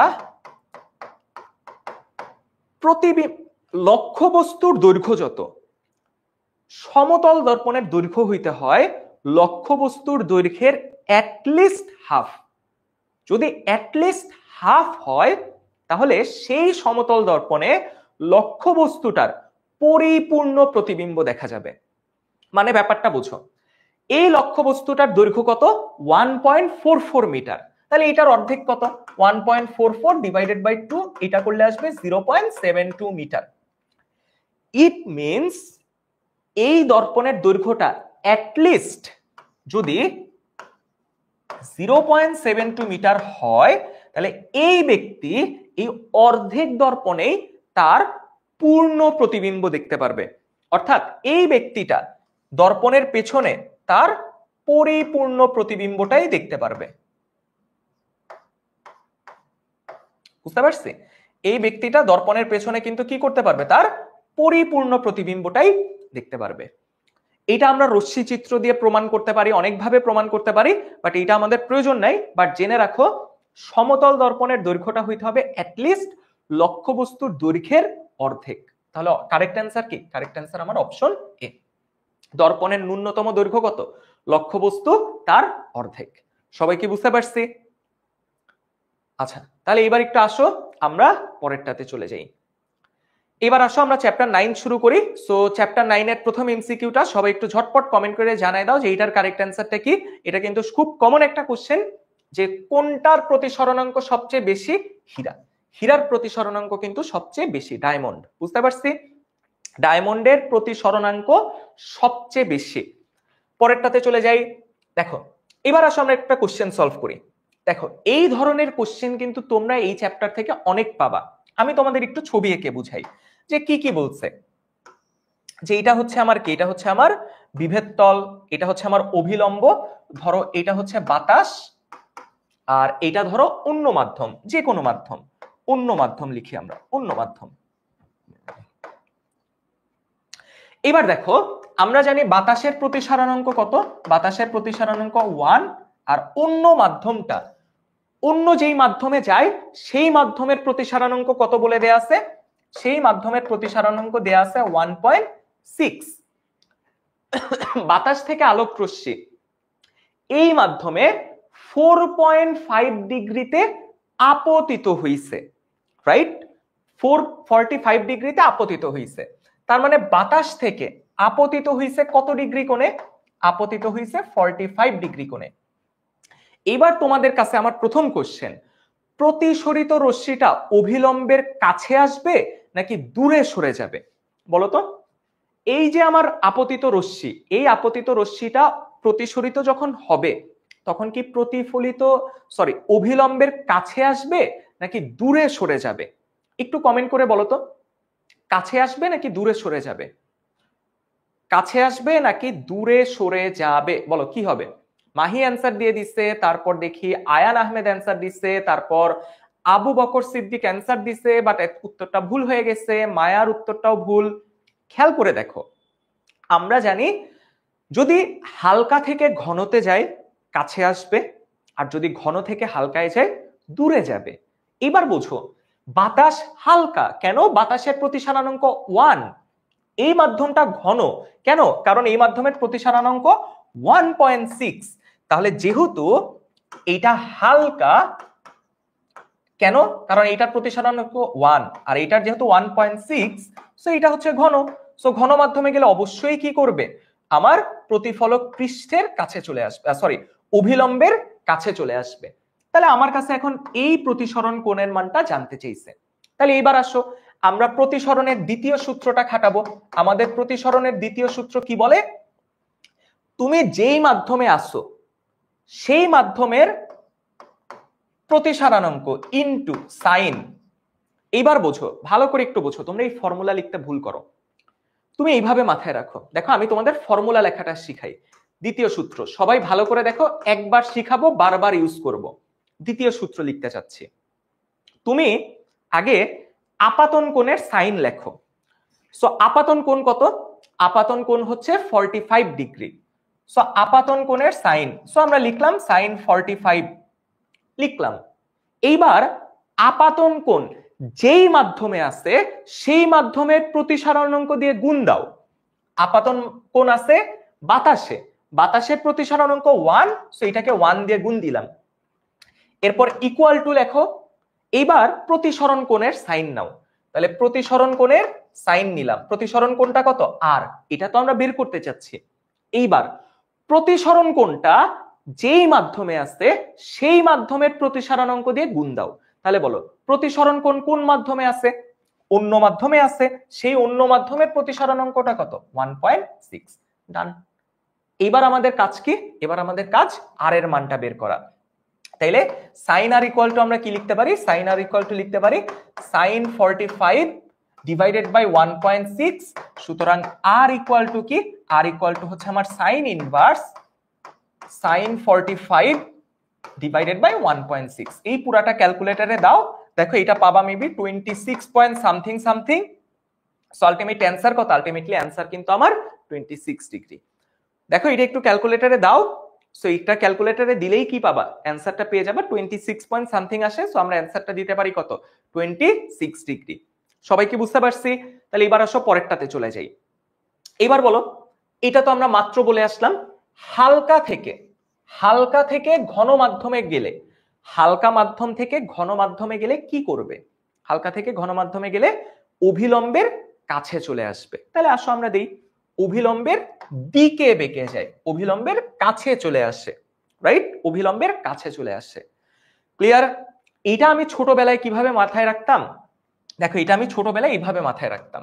ছোটবেলায় আমি এটা এইভাবে মাথায় রাখতাম যে অভিলম্ব মানে হচ্ছে কম্বল। অভিলম্ব মানে হচ্ছে কম্বল। আমরা গায়ে দেই না, ওই যে ল্যাপ কাঁথার মতন যে গায়ে দেই কম্বল, ধরো সেই অভিলম্বকে মাথায় রাখতাম কম্বল। আর হালকা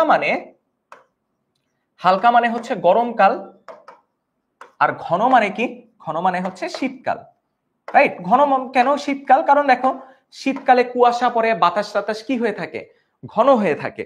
সো আমি এইভাবে মাথায় রাখতাম, হালকা মানে গরমকাল, ঘন মানে কি, ঘন মানে শীতকাল। এবার তাইলে দেখো, ধরো তুমি হালকা মানে গরমকালে ছিলা, এইবার গরমকাল থেকে তুমি যখন শীতকালে যাবা, তুমি কি কম্বলের কাছে যাবা নাকি কম্বল থেকে দূরে সরবা? বলো তো। তুমি গরমকালে ছিলা, গরমকাল থেকে শীতকালে আসছো, শীতকালে গেলে আমরা কি কম্বলটাকে কাছে টেনে নেই নাকি কম্বল থেকে দূরে সরে যাই? দেখো শীতকাল ঠান্ডা ঠান্ডা, তার মানে অবশ্যই আমরা কি করব, আমরা কিন্তু কম্বলের কাছে চলে আসব, রাইট? কম্বলের কাছে চলে আসব, রাইট? কেন? কারণ গরমকাল থেকে শীতকালে আসছি। ঠিক একইভাবে আমি যদি উল্টাটা বলি, আমি ধরো উল্টাটা বলছি, ধরো এবার আমি উল্টাটা বললাম, উল্টাটা মানে কি, তুমি এবার ছিলা শীতকালে, শীতকালে ছিলা, কোথায় ঢুকতেছো, গরমকালে ঢুকতেছো। গরমকালে আমরা কি করি? গরমকালে আমরা কম্বলের কাছে যাই নাকি কম্বল থেকে দূরে সরে যাই? গরমকালে গেলে কিন্তু আমরা কম্বল থেকে কি করি, দূরে সরে যাই, রাইট? সো এইরকম ভাবে আমার আলোটা প্রতিসরিত হবে। সো বুঝতে পারছি সবাই? সবাই একটু ঝটপট কমেন্ট করে বলো তো যে এটা আমরা বুঝতে পারছি কিনা।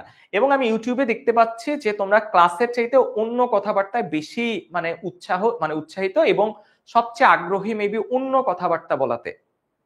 বুঝতে পারছি? কয়েকজন অবশ্যই মনোযোগ দিয়ে ক্লাস করতেছো, বাট আমি অনেককেই দেখতে পাচ্ছি যে আসলে ক্লাসের জন্য না, যে একটা বন্ধু বানানো যায় কিনা, ঠিক আছে, যে আসলে তো তোমাদের এমন আচরণ, তোমাদের আচরণ দেখে তো অন্য কোথাও কেউ বন্ধু বন্ধু হইতে চায় না। সো তোমরা সব জায়গায় মানে খুঁজো যে কোথায় আমি একটা বন্ধু পাই, কোথায় আমার আচরণের একজন কাউকে আমি খুঁজে পাবো। তো সব জায়গায় এটা খুঁজতে থাকো, এবং ওই খুঁজতে খুঁজতে দেখো তোমার আচরণ, মানে তোমার এইরকম, মানে বললাম না কি আচরণ, এইরকম আচরণের দেখো কোনো বন্ধু অ্যাকচুয়ালি পাও কিনা। তোমার তো জীবনের উদ্দেশ্যই একটা হয়ে গেছে যে কোথায় গিয়ে আমি একজনকে একটু পাই, আর তো তোমার জীবনের কোনো উদ্দেশ্য নাই। ওকে, যাই হোক, তাহলে এবার আসো আমরা একটু পরেরটাতে চলে যাই। কোনটার প্রতিসারণাঙ্ক 1.52? আমরা জানি এটা হচ্ছে সাধারণ কাজ, সাধারণ কাজের প্রতিসারণাঙ্ক কত, 1.52। পরেরটায় চলে যাই। এবার বলো আলোর প্রতিসরণের সূত্র কয়টা? আমরা জানি আলোর প্রতিসরণের সূত্র হচ্ছে দুইটা, প্রতিফলনের সূত্রও দুইটা, প্রতিসরণের সূত্রও কয়টা, দুইটা। তাহলে কয়টা সূত্র? দুইটা সূত্র। পরেরটাতে চলে যাই। আলো হালকা মাধ্যমে প্রতিসরিত হলে, ঘন থেকে হালকা। সো দেখো আমরা দরকার হলে চিত্রগুলি আঁকবো। ঘন থেকে হালকা, ঘন থেকে হালকা। সো ঘন মাধ্যমে আপতিত হইছে, so this is hour I. হালকা মাধ্যমে গেলে কি হবে, অভিলম্ব থেকে দূরে সরে যাবে, মাত্র দেখে আসলাম। This is our r. So easily দেখা যাচ্ছে angle i is less than angle r. এবার মিলাও কোনটা আছে, দেখো প্রতিসরণ কোণের মানটা কি, আপাতন কোণের চাইতে বড়। তাহলে আর এর মান বড় কোথায়, আর এর মান বড়, আই এর মান ছোট। তাহলে অপশন ডি হচ্ছে আমার কারেক্ট অ্যান্সার। বুঝতে পারছি? এইগুলির জন্য তোমরা ছোট্ট একটা চিত্র আঁকবা, কোশ্চেনেই আঁকবা বা খাতায় আঁকবা, রাফ করে তারপর অ্যান্সার গুলি দিবা। এগুলি মুখস্থ করার কোনো প্রয়োজন নাই। বুঝতে পারছি? এগুলি মুখস্থ করার একদমই প্রয়োজন নেই। পরেরটাতে চলে যাই। দেখো বলছে কি বায়ুর সাপেক্ষে কেরোসিনের প্রতিসরানাঙ্ক। তাহলে দেখো আমরা এইভাবে লিখি, বায়ুর সাপেক্ষে, যার সাপেক্ষে তাকে বামে, যার প্রতিসরানাঙ্ক তাকে ডানে, কেরোসিন। এটা কত দেয়া আছে? 1.44। বাট তোমার কাছে জানতে চাইছে কেরোসিনের সাপেক্ষে, কেরোসিনের সাপেক্ষে বায়ুর প্রতিসরানাঙ্ক কত?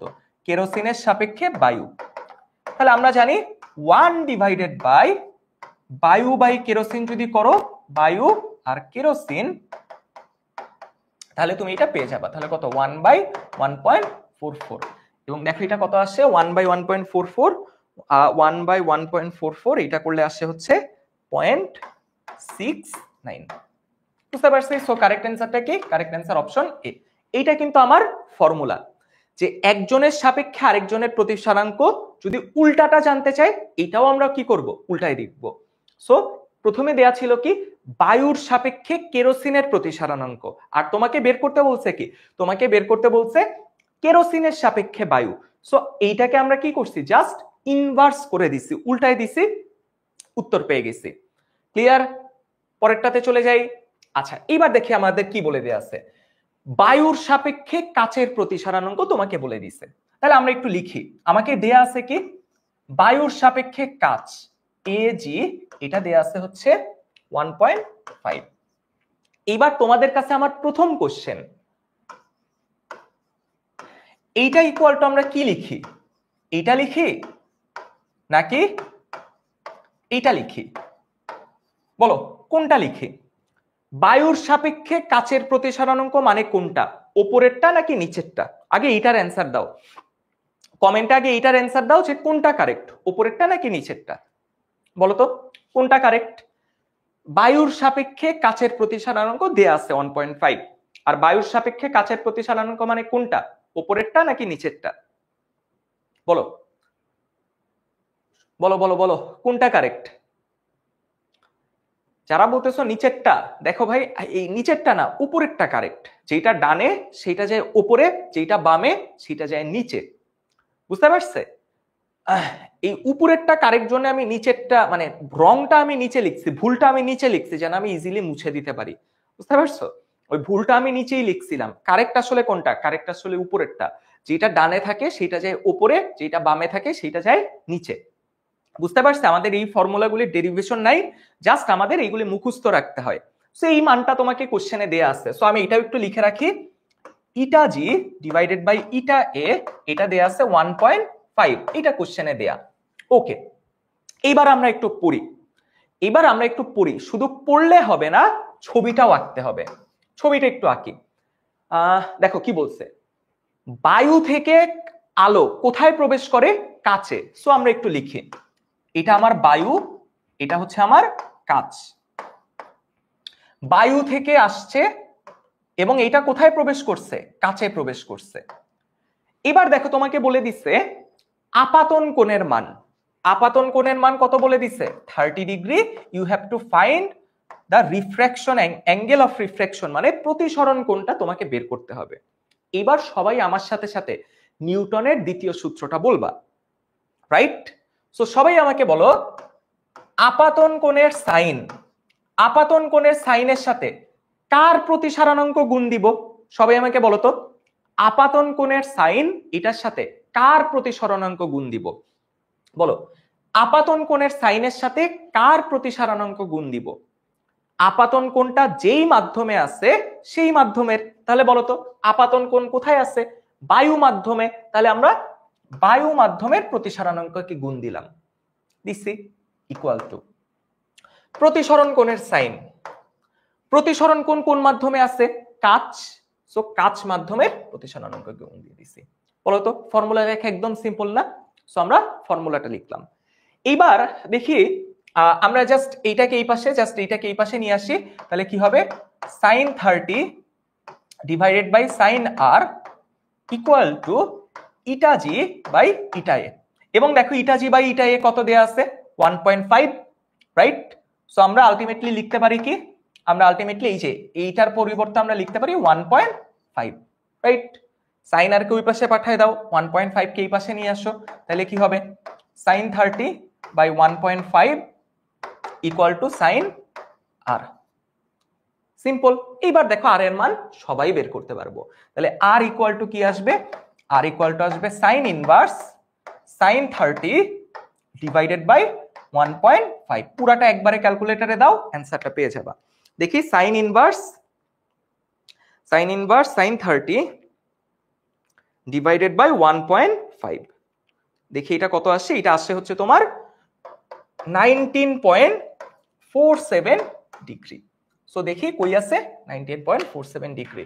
So that is our correct answer, 19.47 degree.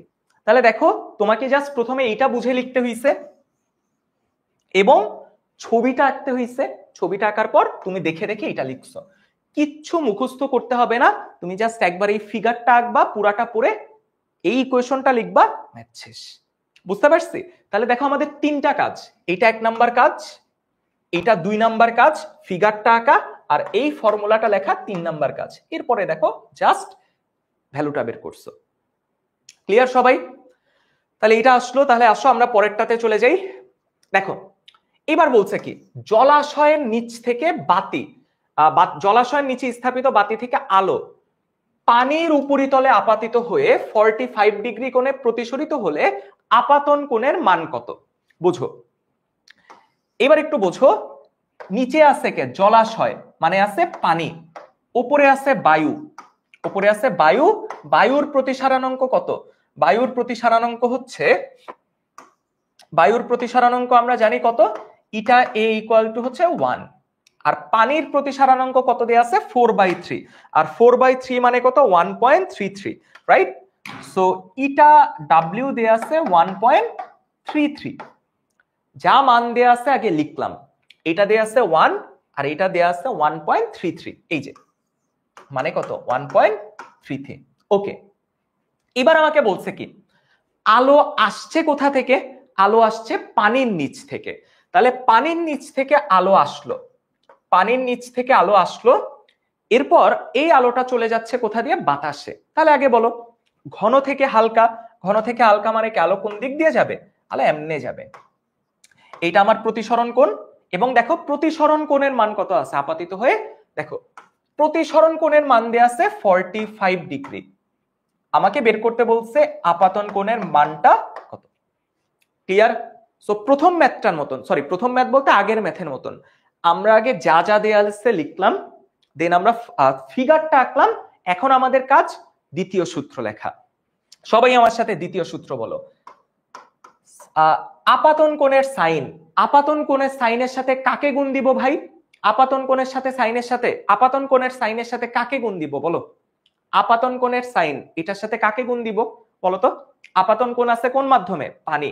তাহলে এটার সাথে গুণ দিব 1.33, মানে পানির প্রতিসারানাঙ্ককে, ইকুয়াল টু প্রতিসরণ কোণের সাইন 45 ডিগ্রি, এটার সাথে ভাই কাকে গুণ দিব? এটার সাথে গুণ দিব বাতাস, বায়ু মাধ্যমের 1।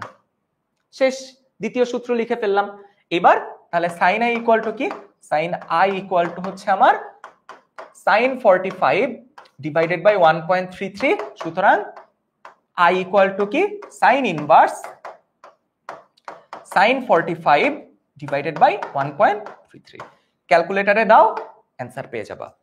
বুঝতে পারছি? এটা জাস্ট ক্যালকুলেটরে দিলেই কি করবা? অ্যান্সারটা পেয়ে যাবা। সো এটা আমি আর করতেছি না, দেখবা অ্যান্সারটা কত আসে। সো এবার আসো আরেকটা ম্যাথ করি। দেখো কাছ থেকে বায়ুতে, তাহলে আমরা আগে চিত্রটা আঁকি, তাহলে আমরা আগে চিত্রটা আঁকি। চিত্রে কি বলা আছে? কাছ থেকে বায়ু। সো দিস ইজ আওয়ার কাছ, দিস ইজ আওয়ার বায়ু। তাহলে আলো আসছে কোথা থেকে? কাছ থেকে, কাছ থেকে বায়ুতে, তার মানে আপাতিত হইছে কাছ মাধ্যমে, প্রতিসরিত হবে কোথায়? প্রতিসরিত হবে বায়ু মাধ্যমে। সো এটা আমার আপাতন কোণ। দেখি এবার কার কার মান দেয়া আছে?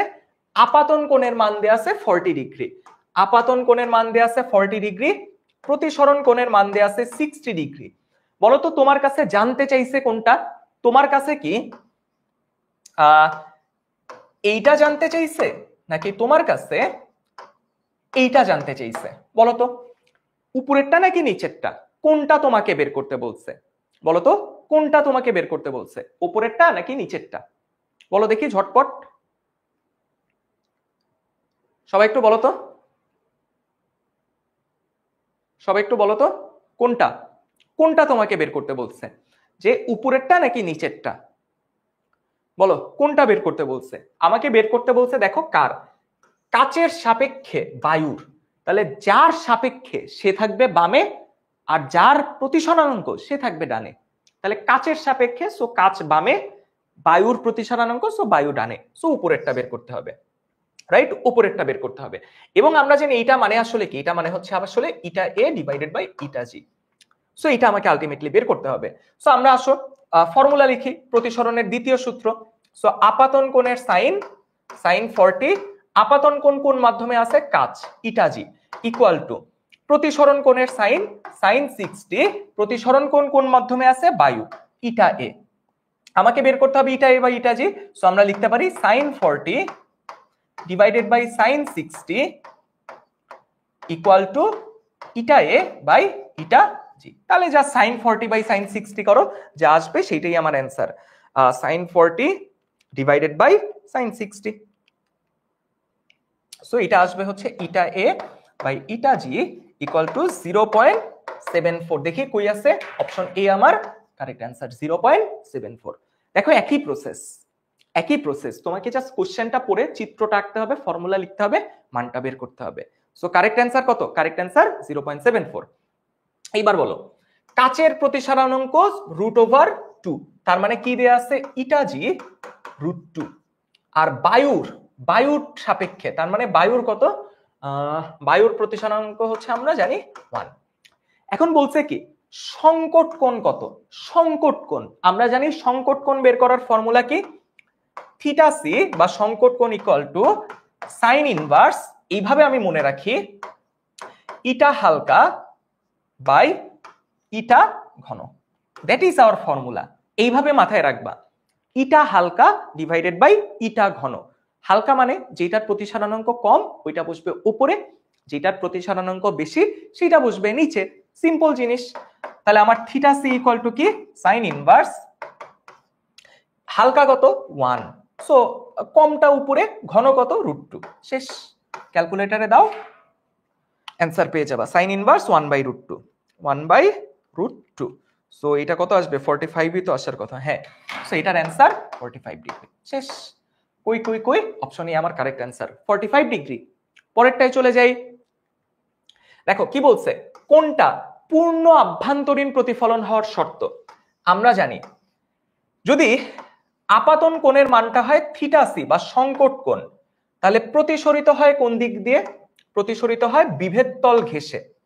আপাতন কোণের মান যদি হয় সংকট কোণের সমান, তাহলে প্রতিসরণ হয় বিভেদ তল ঘেঁষে।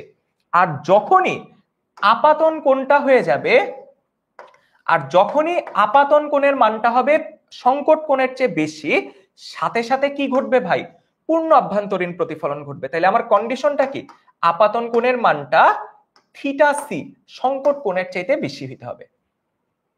আপাতন কোণের মান সংকট কোণের চাইতে বেশি হইলেই কি ঘটবে, পূর্ণ আভ্যন্তরীণ প্রতিফলন ঘটবে, রাইট? তাহলে দেখি কোথায় আছে আপাতনের, আচ্ছা সংকট কোণের আরেকটা নামই কিন্তু ক্রান্তি কোণ। সো সংকট কোণ মানে যা, আমি একটু লিখে দেই, ক্রান্তি কোণ মানে একই জিনিস, সংকট কোণ মানে যা, ক্রান্তি কোণ মানে একই জিনিস, ক্রিটিক্যাল অ্যাঙ্গেল। বুঝতে পারছি ইংলিশে আমরা কি বলি, ক্রিটিক্যাল অ্যাঙ্গেল।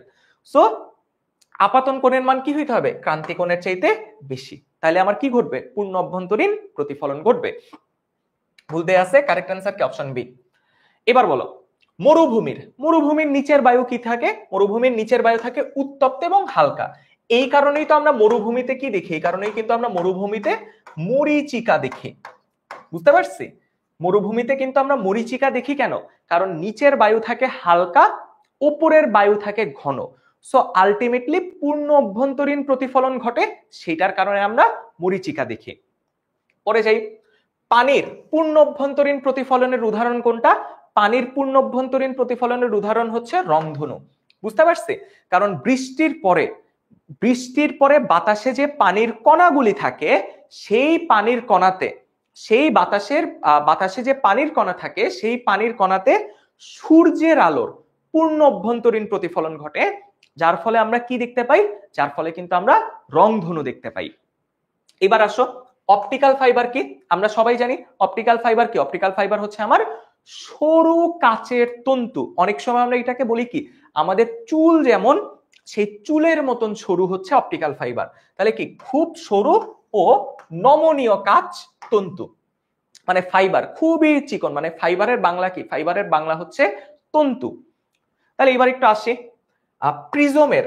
প্রিজম মানে কি? দেখো, প্রিজম হচ্ছে এমন একটা জিনিস যে ধরো এটা হচ্ছে আমার একটা প্রিজম, সাপোজ এটা হচ্ছে আমার একটা প্রিজম। এই প্রিজমে ধরো আমার সাদা আলো আসছে, তো সাদা আলোকে তো আমরা আঁকতে পারবো না, যে ধরো এটা হচ্ছে আমার সাদা আলো। এই সাদা আলোটা আসলে এটা থেকে কি হবে, 7টা কালারের আলো ডিফারেন্ট ডিফারেন্ট ডিরেকশনে এরকম চলে যাবে। এই একটা কালার যাবে, এরপর সে ধরো ধরো এই দিক দিয়ে আসছে,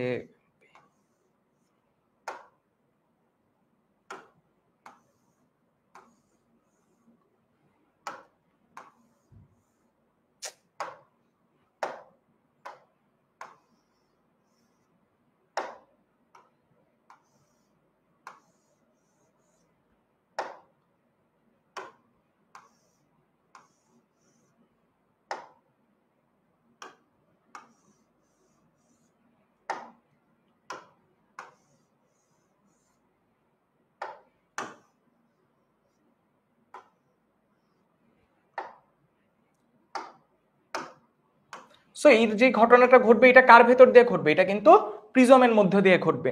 সো আমার একটা আলো আসবে, সেটা কি করবে, প্রিজম আমাকে ডিফারেন্ট ডিফারেন্ট ডিরেকশনে প্রতিসরিত করে আমার 7টা আলোকে কিন্তু কি করবে, এদের তরঙ্গ দৈর্ঘ্য বা ওয়েভলেন্থ অনুসারে ডিফারেন্ট ডিফারেন্ট ডিরেকশনে প্রতিসরিত করবে। সো আলটিমেটলি আমরা কি দেখবো, 7টা কালার দেখবো প্রিজমের আরেক পাশে। সো যেই তল দিয়ে আলোক রশ্মি প্রবেশ করে সেটাকে আমরা বলি প্রতিসারক তল। বুঝতে পারছি? সেটাকে আমরা কি বলি, সেটাকে আমরা বলি প্রতিসারক তল। পরেরটাতে চলে যাই, অবতল লেন্স। অবতল লেন্স মানে কি? অবতল লেন্স, অবতল লেন্স কোনটা? এটা হচ্ছে আমার একটা অবতল লেন্স। মাথায় রাখবা, অবতল লেন্সের সাথে সম্পর্ক হচ্ছে উত্তল দর্পণের, উত্তল দর্পণের। আর উত্তল লেন্সের সাথে সম্পর্ক হচ্ছে অবতল দর্পণের। অবতল দর্পণের সম্পর্ক বলতে বুঝাচ্ছি আমি তোমার মনে রাখার জন্য। আমরা দেখছিলাম উত্তল দর্পণে প্রতিবিম্ব সর্বদা কেমন হয়, খর্বিত হয়, তারপর হচ্ছে অবাস্তব হয় এবং সোজা হয়। তাহলে এই অবতলের ক্ষেত্রেও কি হবে, সর্বদা আমার খর্বিত হবে, বাস্তব হবে, অবাস্তব হবে এবং সোজা হবে। অর্থাৎ উত্তলের যা যা বৈশিষ্ট্য, উত্তল দর্পণের সকল বৈশিষ্ট্য থাকবে অবতল লেন্সের। তাহলে কারেক্ট অ্যান্সারটা কি? দেখো আমাকে বলছে কি, কোনটা সঠিক নয়? অবাস্তব সঠিক, সোজা সঠিক, ছোট মানে খর্বিত এটাও সঠিক। তার মানে অবস্থান যে বলছে ফোকাস বিন্দুর বাইরে, এটা সঠিক না। মানে আমার এরকম হয় যে এটা যদি হয় আমার প্রধান ফোকাস, আর ধরো আমার এই জায়গায় আছে লক্ষ্যবস্তু, প্রতিবিম্বটা অলওয়েজ এইখানে হয়। বুঝতে পারছি? এইরকম একটা জায়গায় এটা হচ্ছে আমার বস্তু, আর এইটা কি, এটা হচ্ছে আমার প্রতিবিম্ব। এইরকম আমরা দেখি, এটা হচ্ছে আমার প্রতিবিম্ব। পরেরটাই যাই, লেন্সের প্রধান ফোকাস কয়টা? লেন্সের প্রধান ফোকাস হচ্ছে দুইটা। লেন্সের প্রধান ফোকাস কয়টা? দুইটা। একটা কিন্তু লেন্সের বাম পাশে থাকে, আরেকটা লেন্সের ডান পাশে থাকে, অর্থাৎ দুই পাশে দুইটা প্রধান ফোকাস থাকে। স্বাভাবিক চোখের দূরবিন্দু কত? দূরবিন্দু মানে কি, আমরা সর্বোচ্চ যত দূরের বস্তু দেখতে পাই, সর্বোচ্চ যত দূরের বস্তু দেখতে পাই, আমরা অসীম দূরের বস্তু দেখতে পাই যেহেতু, এই কারণে আমাদের দূরবিন্দু কত? অসীম। আর বলতো নিকট বিন্দু কত? সাধারণত নিকট বিন্দু হচ্ছে 25 সেন্টিমিটার। সেই 25 সেন্টিমিটার হচ্ছে আমার নিকট বিন্দু, আর অসীম হচ্ছে আমার দূর বিন্দু। নিকট বিন্দু আর অসীম কি? অসীম হচ্ছে আমার দূর বিন্দু। এবার এই চ্যাপ্টারের লাস্ট, হালকা মাধ্যম থেকে ঘন মাধ্যমে আলোক রশ্মি গেলে, তাহলে আমরা আবার ঝটপট আঁকবো। দিস ইজ আওয়ার হালকা, আর এটা হচ্ছে আমার ঘন।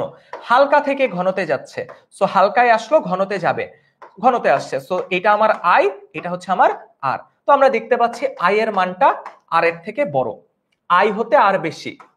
রং, আর হতে আই বেশি, হ্যাঁ আর হতে আই বেশি, কারেক্ট। আলোক রশ্মি অভিলম্বের দিকে সরে আসবে, হ্যাঁ আলোক রশ্মি কি করছে, অভিলম্বের দিকে সরে আসছে, তো এটাও কারেক্ট। 2 এবং 3 হচ্ছে আমার কারেক্ট অ্যান্সার, অপশন বি।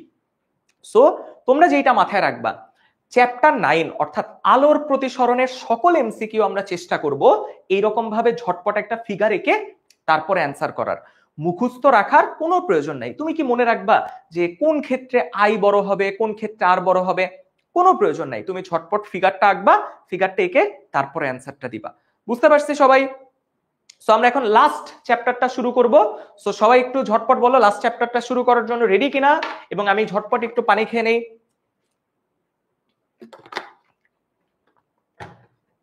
ওকে, তো আসলে আমরা দেরি করব না, আমরা আজকে ঝটপট লাস্ট চ্যাপ্টারটা অর্থাৎ আমরা আমাদের লাস্ট চ্যাপ্টারটা শুরু করে ফেলি। এতক্ষণ পর্যন্ত যারা আসো সবাইকে অনেক অনেক থ্যাংক ইউ, যে আমরা একদম পুরো ক্লাসটা শেষ করে তারপর আমরা পুরো ক্লাসটা শেষ করে তারপর আমরা ইনশাআল্লাহ বিদায় নিব। তো এবার আসো আমরা দ্রুত আমাদের চ্যাপ্টার 10 শুরু করে ফেলি, এবং তোমাদেরকে আরো একবার বলে দিচ্ছি আমাদের কিন্তু আগামীকাল লাস্ট ফিজিক্সের ওয়ান শট ক্লাস হবে, যেই ক্লাসে কিন্তু আমরা 11, 12, 13, 14 এই চারটা চ্যাপ্টারের ইনশাআল্লাহ এমসিকিউ আমরা সলভ করব। স্যার কমেন্ট পড়ে না কেন? কিউট গার্ল, ঠিক আছে কিউট গার্ল, দেখো আমি যদি তোমাদের কমেন্ট পড়তে যাই তাহলে দেখো একটা ক্লাসে আমি যতগুলি এমসিকিউ সলভ করি এতগুলি করতে পারবো না, আর আমি যদি এতগুলি এমসিকিউ সলভ করতে যাই তাহলে আমার ক্লাসের টাইম লাগবে 2 ঘন্টার বেশি। সেই 2 ঘন্টাও তোমরা আমাকে টাইম দিবা না। সো তোমরা যেহেতু ম্যাক্সিমাম, বিশেষ করে ইউটিউবে তোমরা যেহেতু অনেক বেশি আবল তাবল কমেন্ট করতেছো, এই কারণে আমি তোমাদের কমেন্টগুলি মানে পড়তেই চাচ্ছি না। ফেসবুকে যারা আছে ওরা মোটামুটি একটু মানে ডিসেন্ট কমেন্ট করতেছে, সো আমি কিন্তু জিজ্ঞেস করে আমি কিন্তু জাস্ট এইটা খেয়াল রাখি যে কেউ কোনোটা মানে না বুঝছো কিনা, এইরকম আছে কিনা। যদি আমি এমন দেখি কমেন্ট সেকশনে খেয়াল মানে দেখতে দেখতে যদি দেখি কেউ কোনোটা বোঝে নাই, তখন কিন্তু আমি থেমে ওইটা রিপিট করি। বাট আমি কিন্তু প্রত্যেকটা জিনিসই কিন্তু এক্সপ্লেন করতে করতে যাচ্ছি, আমি কিন্তু শুধুমাত্র কারেক্ট অ্যান্সার বলতেছি না, যদি ম্যাথ হয় সেটা সলভ করে দিচ্ছি, যদি থিওরিটিক্যাল হয় সেটা নিয়েও কিন্তু টুকটাক ডিসকাস করে দিচ্ছি। বুঝতে পারছি? আচ্ছা, তাহলে এবার একটু আসো, আধান কিসের মৌলিক ধর্ম? আধান হচ্ছে ইলেকট্রন ও প্রোটনের মৌলিক ধর্ম। ঠিক আছে, ইলেকট্রন ও প্রোটনের মৌলিক ধর্ম হচ্ছে আমার আধান।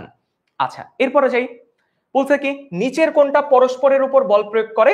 অর্থাৎ দুইটা যদি আহিত বস্তু থাকে, মানে দেখো ধরো এটাও একটা নিউট্রাল বস্তু, এটাও একটা নিউট্রাল বস্তু, একজন আরেকজনকে কোনো বল প্রয়োগ করবে না।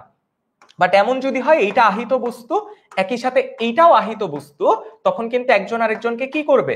এই ক্ষেত্রে বল প্রয়োগ করবে, এবং কি ধরনের বল? বিকর্ষণ বল প্রয়োগ করবে। সো কারেক্ট অ্যান্সার কি? Correct answer option A. পৃথিবীতে পরমাণুর সংখ্যা কয়টা? মুখস্থ ভ্যালু বইয়ের, পৃথিবীতে পরমাণুর সংখ্যা হচ্ছে আমার 118টা। বলো, কাচদণ্ডকে সিল্কের কাপড়, সিল্ক মানে কি? রেশমি।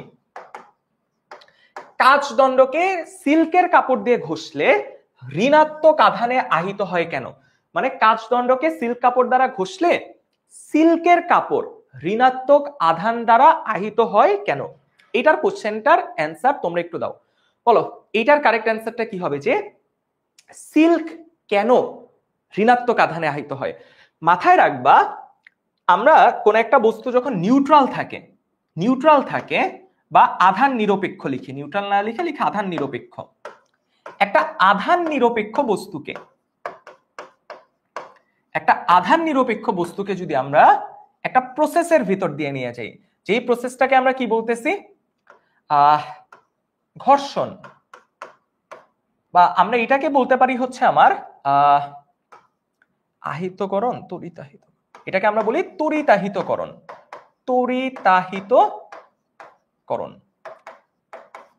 সেই তড়িতাহিতকরণ প্রক্রিয়ার ভেতর দিয়ে যখন নিয়ে যাই তখন আমার যেটা তৈরি হয় সেটা হচ্ছে একটা আহিত বস্তু। আমরা পাই নিরপেক্ষ থেকে কি পাই? আধান নিরপেক্ষ থেকে আমরা আহিত পাই।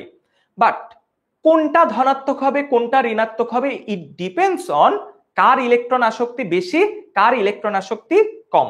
মাথায় রাখতে হবে, যার ইলেকট্রন আসক্তি বেশি সে নেগেটিভলি চার্জ হবে।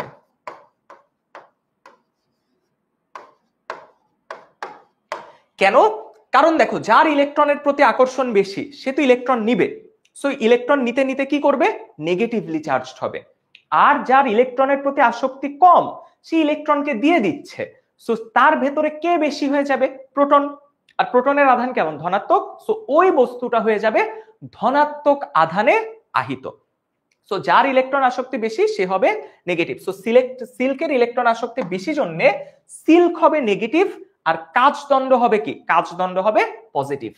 তাহলে দেখো পরেরটা এটাই কোশ্চেন, কাচদণ্ড আর রেশম, রেশম মানে কি? সিল্ক। তাহলে দেখো সিল্ক কি হবে? সিল্ক হবে ঋণাত্মক, আর কাচদণ্ড হবে কি? যে রেশম হবে ঋণাত্মক, কাচদণ্ড হবে ধনাত্মক। কেন? কারণ ওই যে রেশম বা সিল্কের ইলেকট্রন আসক্তি বেশি।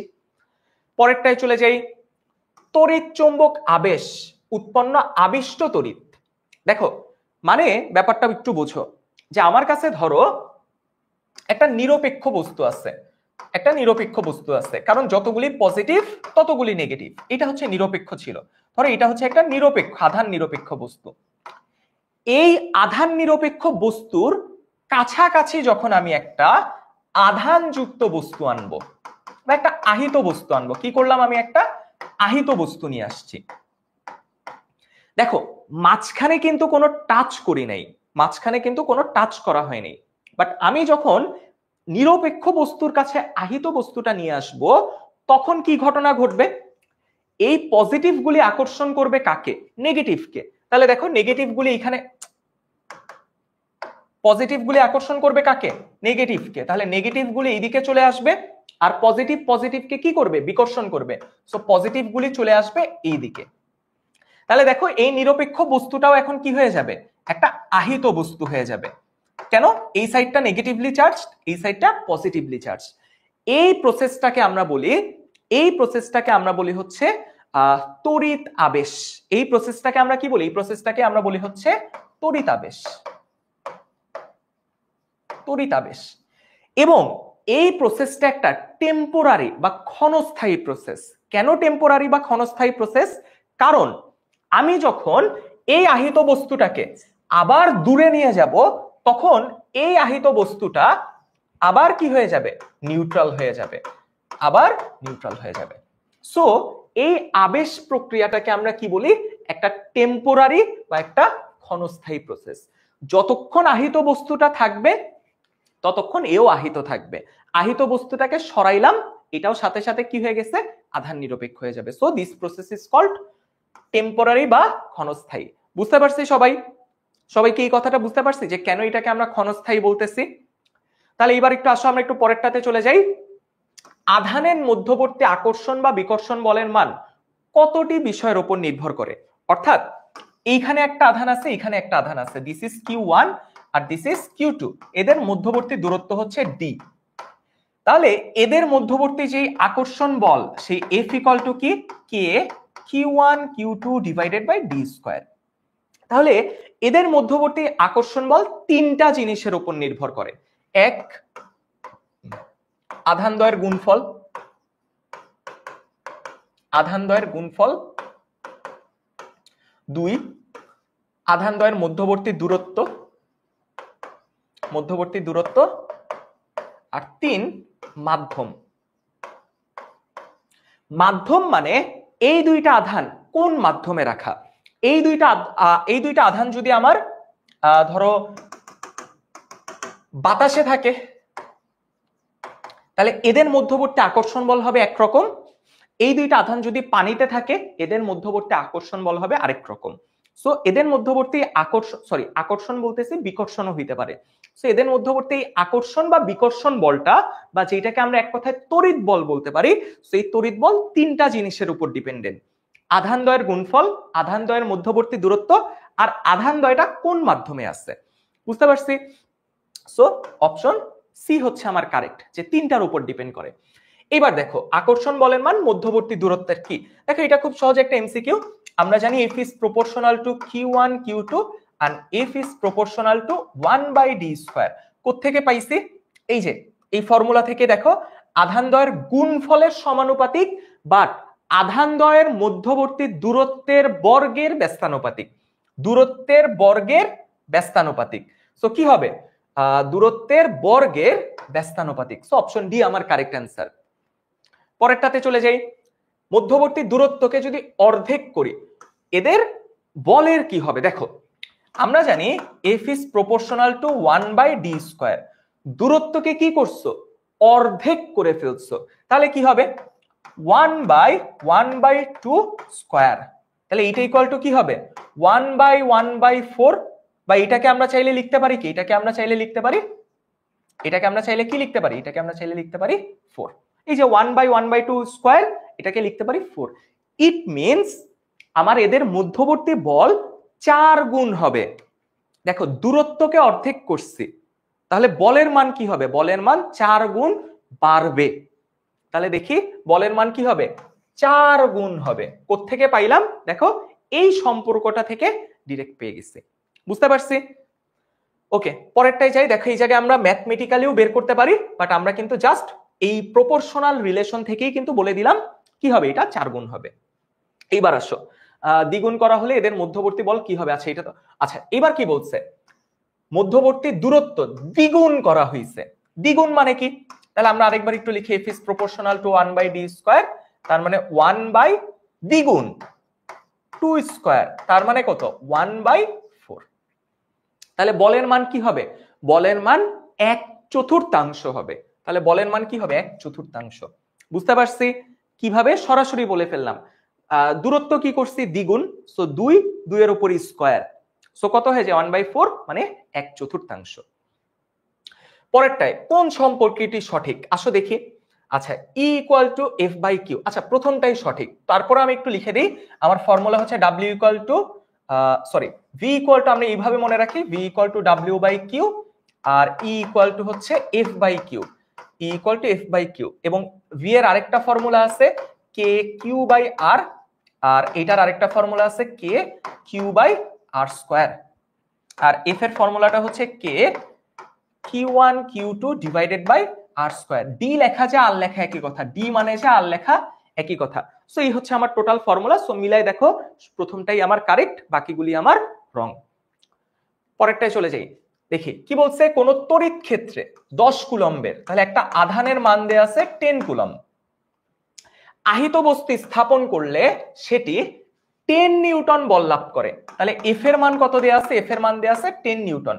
বলছে ওই বিন্দুতে তড়িৎ ক্ষেত্রের তীব্রতা কত, তড়িৎ ক্ষেত্রের তীব্রতা কত, মানে আমার কাছে জানতে চাইছে তড়িৎ ক্ষেত্রের তীব্রতা, ইলেকট্রিক ফিল্ড ইন্টেন্সিটির মানটা কত।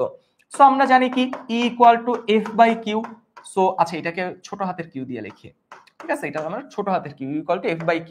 তাহলে F কত 10, কিউ কত 10। দেখো এককটাও আমি বুঝাই দেই, বলের একক কি নিউটন, আধানের একক কি কুলম্ব, তাহলে আসবে কি 1 নিউটন কুলম্ব ইনভার্স 1। তাহলে দেখি, দেখো এটাও 1, বাট একক কিন্তু মিলে নাই। কারেক্ট অ্যান্সার কি, কারেক্ট অ্যান্সার ডি। দেখো অনেকে কিন্তু বি দিচ্ছ কমেন্টে অলরেডি, যারা বি দিচ্ছ খেয়াল করে দেখো একক মিলে নাই। একক কি, নিউটন পার কুলম্ব, তাহলে কারেক্ট অ্যান্সার কি, কারেক্ট অ্যান্সার অপশন ডি। বুঝতে পারছি? সো দেখো ক্যালকুলেশন সব করছো, এটা দাগায় গিয়েই কিন্তু ভুলটা করে ফেলছো। তাহলে আসো পরেরটাতে চলে যাই। দেখো তড়িৎ তীব্রতার অপর নাম কি, তড়িৎ তীব্রতার অপর নাম হচ্ছে তড়িৎ সবলতা, ঠিক আছে, তড়িৎ তীব্রতার অপর নাম তড়িৎ সবলতা। আচ্ছা নিচের কোনটা তড়িৎ ক্ষেত্রের সম্পর্কে ধারণা পাওয়া যায়, অর্থাৎ ধরো আমার কাছে একটা আধান আছে, সেই আধানের চারপাশে যে একটা তড়িৎ ক্ষেত্র আছে, সেই তড়িৎ ক্ষেত্রের ধারণাটা পাওয়া যায় এই আধানের তড়িৎ বলরেখা থেকে। ধরে নিলাম এটা ধনাত্মক আধান, সো ধনাত্মক আধান থেকে যেই বলরেখাগুলি বের হয়, সেই বলরেখা থেকে তড়িৎ ক্ষেত্র, তড়িৎ ক্ষেত্র মানে কি ইলেকট্রিক ফিল্ড, ইলেকট্রিক ফিল্ড, এই তড়িৎ ক্ষেত্রের ধারণা পাওয়া যায় তড়িৎ বলরেখা থেকে। বুঝতে পারছি? সো কারেক্ট অ্যান্সার কি, কারেক্ট অ্যান্সার অপশন ডি, তড়িৎ বলরেখাগুলি থেকে আমরা তড়িৎ ক্ষেত্রের ধারণাটা পাই। বুঝতে পারছি? পরেরটাতে চলে যাই। বলো কোন তড়িৎ ক্ষেত্রে 25 কুলম্ব, তাহলে আগে একটু লিখে ফেলি, 25 কুলম্ব আহিত বস্তু স্থাপন করলে সেটা 200 নিউটন বল লাভ করে, আগের মতন। এফ কত 200 নিউটন। আমাকে বলছে ই কত, ই ইকুয়াল টু আমরা জানি F/Q, সো এফ কত 200 ডিভাইডেড বাই 25, তার মানে এটা কত আসবে, এটা আসবে হচ্ছে আমার 8 নিউটন কুলম্ব ইনভার্স 1। দেখি কোনটা, অপশন এ। একটু আগে করে আসলাম সেম ফর্মুলার ম্যাথ। পরেরটাই দেখি, একটা আহিত বস্তুর চারিদিকে, ধরলাম একটা আহিত বস্তু আছে, এটার চারিদিকে যেই অঞ্চল জুড়ে এটার প্রভাব বজায় থাকে, প্রভাব মানে কি, এই অঞ্চলের বাইরে যদি আরেকটা আধান থাকে, এই অঞ্চলের বাইরে যদি আরেকটা আধান থাকে, এই আধানকে আকর্ষণও করবে না, বিকর্ষণও করবে না। কেন? কারণ এই আধানটা এই আধানের কোথায় আছে? বাইরে আছে। সো আকর্ষণ বিকর্ষণ কোনোটাই করবে না। বাট এই আধানটাকে যখনই আমি তড়িৎ ক্ষেত্রের ভেতরে আনবো, সাথে সাথে এই আধানটা কি করবে? একে আকর্ষণ করবে। বুঝতে পারছি? সো প্রভাবটা কতটুক জায়গা জুড়ে বজায় থাকে? তড়িৎ ক্ষেত্রের ভেতরে বজায় থাকে। সো কারেক্ট অ্যান্সারটা কি? কারেক্ট অ্যান্সার তড়িৎ ক্ষেত্র। এবং আমি যে আধানের চারপাশে যেটা আঁকতেছি, এটাই কিন্তু আমার এই আধানটার তড়িৎ ক্ষেত্র। বুঝতে পারছি? এই এরিয়াটাই হচ্ছে আমার তড়িৎ ক্ষেত্র। পরেরটায় যাই, দেখি। দেখো, আমরা জানি আধান কোথা থেকে কোথায় যাবে এটা নির্ভর করে বিভবের উপর, আধানের পরিমাণের উপর না। তাহলে আমি একটু লিখে দেই, তড়িৎ প্রবাহ বিভবের উপর নির্ভরশীল। বিভবের উপর নির্ভরশীল, আধানের পরিমাণের উপর নয়। আধানের পরিমাণের উপর নয়। মানে এখানে 6 কুলম্ব আধান আছে, এইখানে 3 কুলম্ব আধান আছে। আমরা এগুলি নিয়ে কনসার্ন না। আমরা কনসার্ন কি নিয়ে? কোন জায়গার বিভব কত? এইখানকার বিভব 3, এইখানকার বিভব 6। তার মানে এটা উচ্চ বিভব আর এটা হচ্ছে আমার নিম্ন বিভব। আর আমরা জানি তড়িৎ প্রবাহ কোথা থেকে কোথায় হয়? তড়িৎ প্রবাহ হয় উচ্চ বিভব থেকে নিম্ন বিভব। তাহলে তড়িৎ প্রবাহ হবে উচ্চ বিভব থেকে নিম্ন বিভব। আর আমরা জানি তড়িৎ প্রবাহ যেই দিকে হয়, ইলেকট্রনের প্রবাহ হয় তার বিপরীতে। আর ইলেকট্রনের প্রবাহ হবে নিম্ন থেকে উচ্চ। তাহলে এইবার আমরা মিলাই, বি গোলক থেকে আধান এ গোলকে যাবে, রাইট? দেখো কোনটা বলছে? বি থেকে এতে যাবে। আচ্ছা, আধান পার্থক্য সমান থাকবে না, এটা ভুল। সর্বদা বি গোলকে একই আধান থাকবে, এটাও ভুল। এ গোলক থেকে আধান বি গোলকে যাবে। তাহলে আমরা একটু বুঝাই, আধান আসলে কোনটা থেকে কোনটায় যাবে? এ থেকে বিতে যাবে। তড়িৎ প্রবাহ হবে বি থেকে এ, বাট আধান যাবে কোথা থেকে কোথায়? আধান যাবে এ থেকে বিতে। ইলেকট্রন, বাট এই জায়গায় একটু বোঝার বিষয় আছে। দেখো, ইলেকট্রন যাবে এ থেকে বিতে, তাহলে প্রোটন যাবে কোথায়? বা ধনাত্মক আধান কোথায় যাবে? ধনাত্মক আধান কিন্তু আসবে বি থেকে এতে। এইবার একটু ছবিতে তাকাও। ছবিতে দেখো, তোমাকে শুধু ধনাত্মক আধানগুলি দেখানো। ছবিতে শুধু কি দেখানো? ছবিতে শুধুমাত্র ধনাত্মক আধানগুলি দেখানো। ছবিতে যেহেতু শুধুমাত্র ধনাত্মক আধান দেখানো, তাহলে দেখো ধনাত্মক আধান কিন্তু আসবে বি থেকে এতেই। বুঝতে পারছি? ধনাত্মক আধান কিন্তু আসবে বি থেকে এতে। আর ঋণাত্মক আধান কোথায় যাবে? ঋণাত্মক আধান যাবে এ থেকে বিতে। আমার ফিগারে যেহেতু কেবলমাত্র ধনাত্মক আধান দেখানো, এই কারণে কিন্তু আমাকে উত্তরে আলটিমেটলি বলতে হবে বি থেকে এ। বুঝতে পারছি? আলটিমেটলি আমাকে বলতে হবে কি? বি গোলক থেকে আধান এ গোলকে আসবে। কেন? কারণ আমাকে শুধুমাত্র ধনাত্মক আধান দেখানো। সবাই কি বুঝতে পারছি? সবাই কি কথাটা বুঝতে পারছি? কারণ তড়িৎ প্রবাহ যেই দিকে, ধনাত্মক আধানের প্রবাহ একই দিকে। ক্লিয়ার? তাহলে এবার একটু আসো পরেরটাতে চলে যাই। নিচের কোন সম্পর্কগুলি সঠিক দেখি। আমরা জানি কি E equal to F by Q. তাহলে কিউ ইকুয়াল টু কি? কিউ ইকুয়াল টু হচ্ছে এফ ডিভাইডেড বাই ই। তাহলে প্রথমটা correct. W equal to V by Q, correct. V equal to W by Q, that is, sorry এইটাই wrong. W V equal to W by Q, এইটা correct. So এটা wrong. So correct কত কত? 1 এবং 3। দেখি কই আছে? অপশন বি 1 এবং 3 কিন্তু আমার কারেক্ট অ্যান্সার। এইবার আসো অসীম থেকে 20 কুলম্ব আধানকে, তাইলে আমরা একটু লিখি কিউ কত? কিউ হচ্ছে আমার 20 কুলম্ব। 20 কুলম্ব আধানকে তড়িৎ ক্ষেত্রের যে কোনো বিন্দুতে আনতে কতটুকু কাজ করতে হয়? ডাব্লিউ ইকুয়াল টু 40 জুল কাজ করতে হয়। তড়িৎ ক্ষেত্রের বিভব 5 ভোল্ট হলে কাজের পরিমাণ কত হবে? দেখো, আমরা ফার্স্টে কি করব? আমরা এখান থেকে তড়িৎ ক্ষেত্রের বিভব 5 ভোল্ট হলে কাজের পরিমাণ কত? তাহলে এখন একটু খেয়াল করো, এই দুইটা ইনফরমেশন থেকে আমরা আগে কি করব? বিভব বের করব। তাহলে আসো এই দুইটা ইনফরমেশন থেকে আমরা আগে বিভব বের করি। V equal to W by Q. ঠিক আছে? V equal to W by Q. তাহলে আমার ডাব্লিউ কত?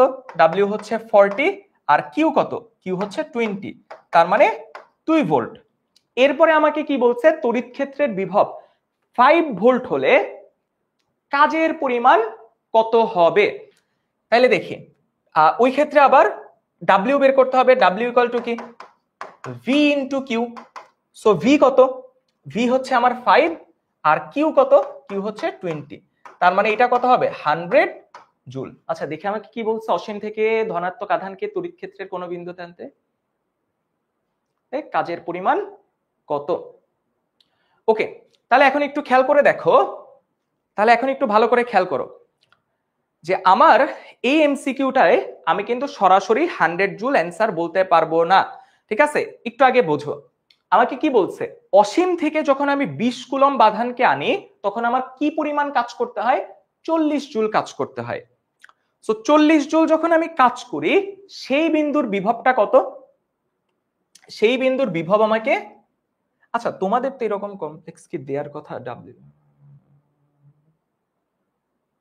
ঠিক আছে, তোমাদের তো এই লেভেলের কোশ্চেন দেওয়ার কথা না, কারণ তোমাদের জাস্ট একটা কাজ বের করতে বলে, সেটা হচ্ছে তারপর আমরা একটু দেখিয়ে দেখো এই জায়গায় 20 কুলম্ব বলা আছে, সেই 20 কুলম্বকে অসীম থেকে আনতে কতটুকু কাজ করতে হয়েছে, 40 জুল কাজ করতে হয়েছে। সো এই বিন্দুটার বিভব কত, এই বিন্দুটার বিভব 2 ভোল্ট, তড়িৎ ক্ষেত্রের বিভব 5 ভোল্ট হলে কাজের পরিমাণ কত হবে। ঠিক আছে, দেখো আমরা এর কমপ্লেক্সে না যাই কারণ তোমাদের এই রকম দেয় না, তোমরা সরাসরি বলবা কত, এই যে W equal to V Q.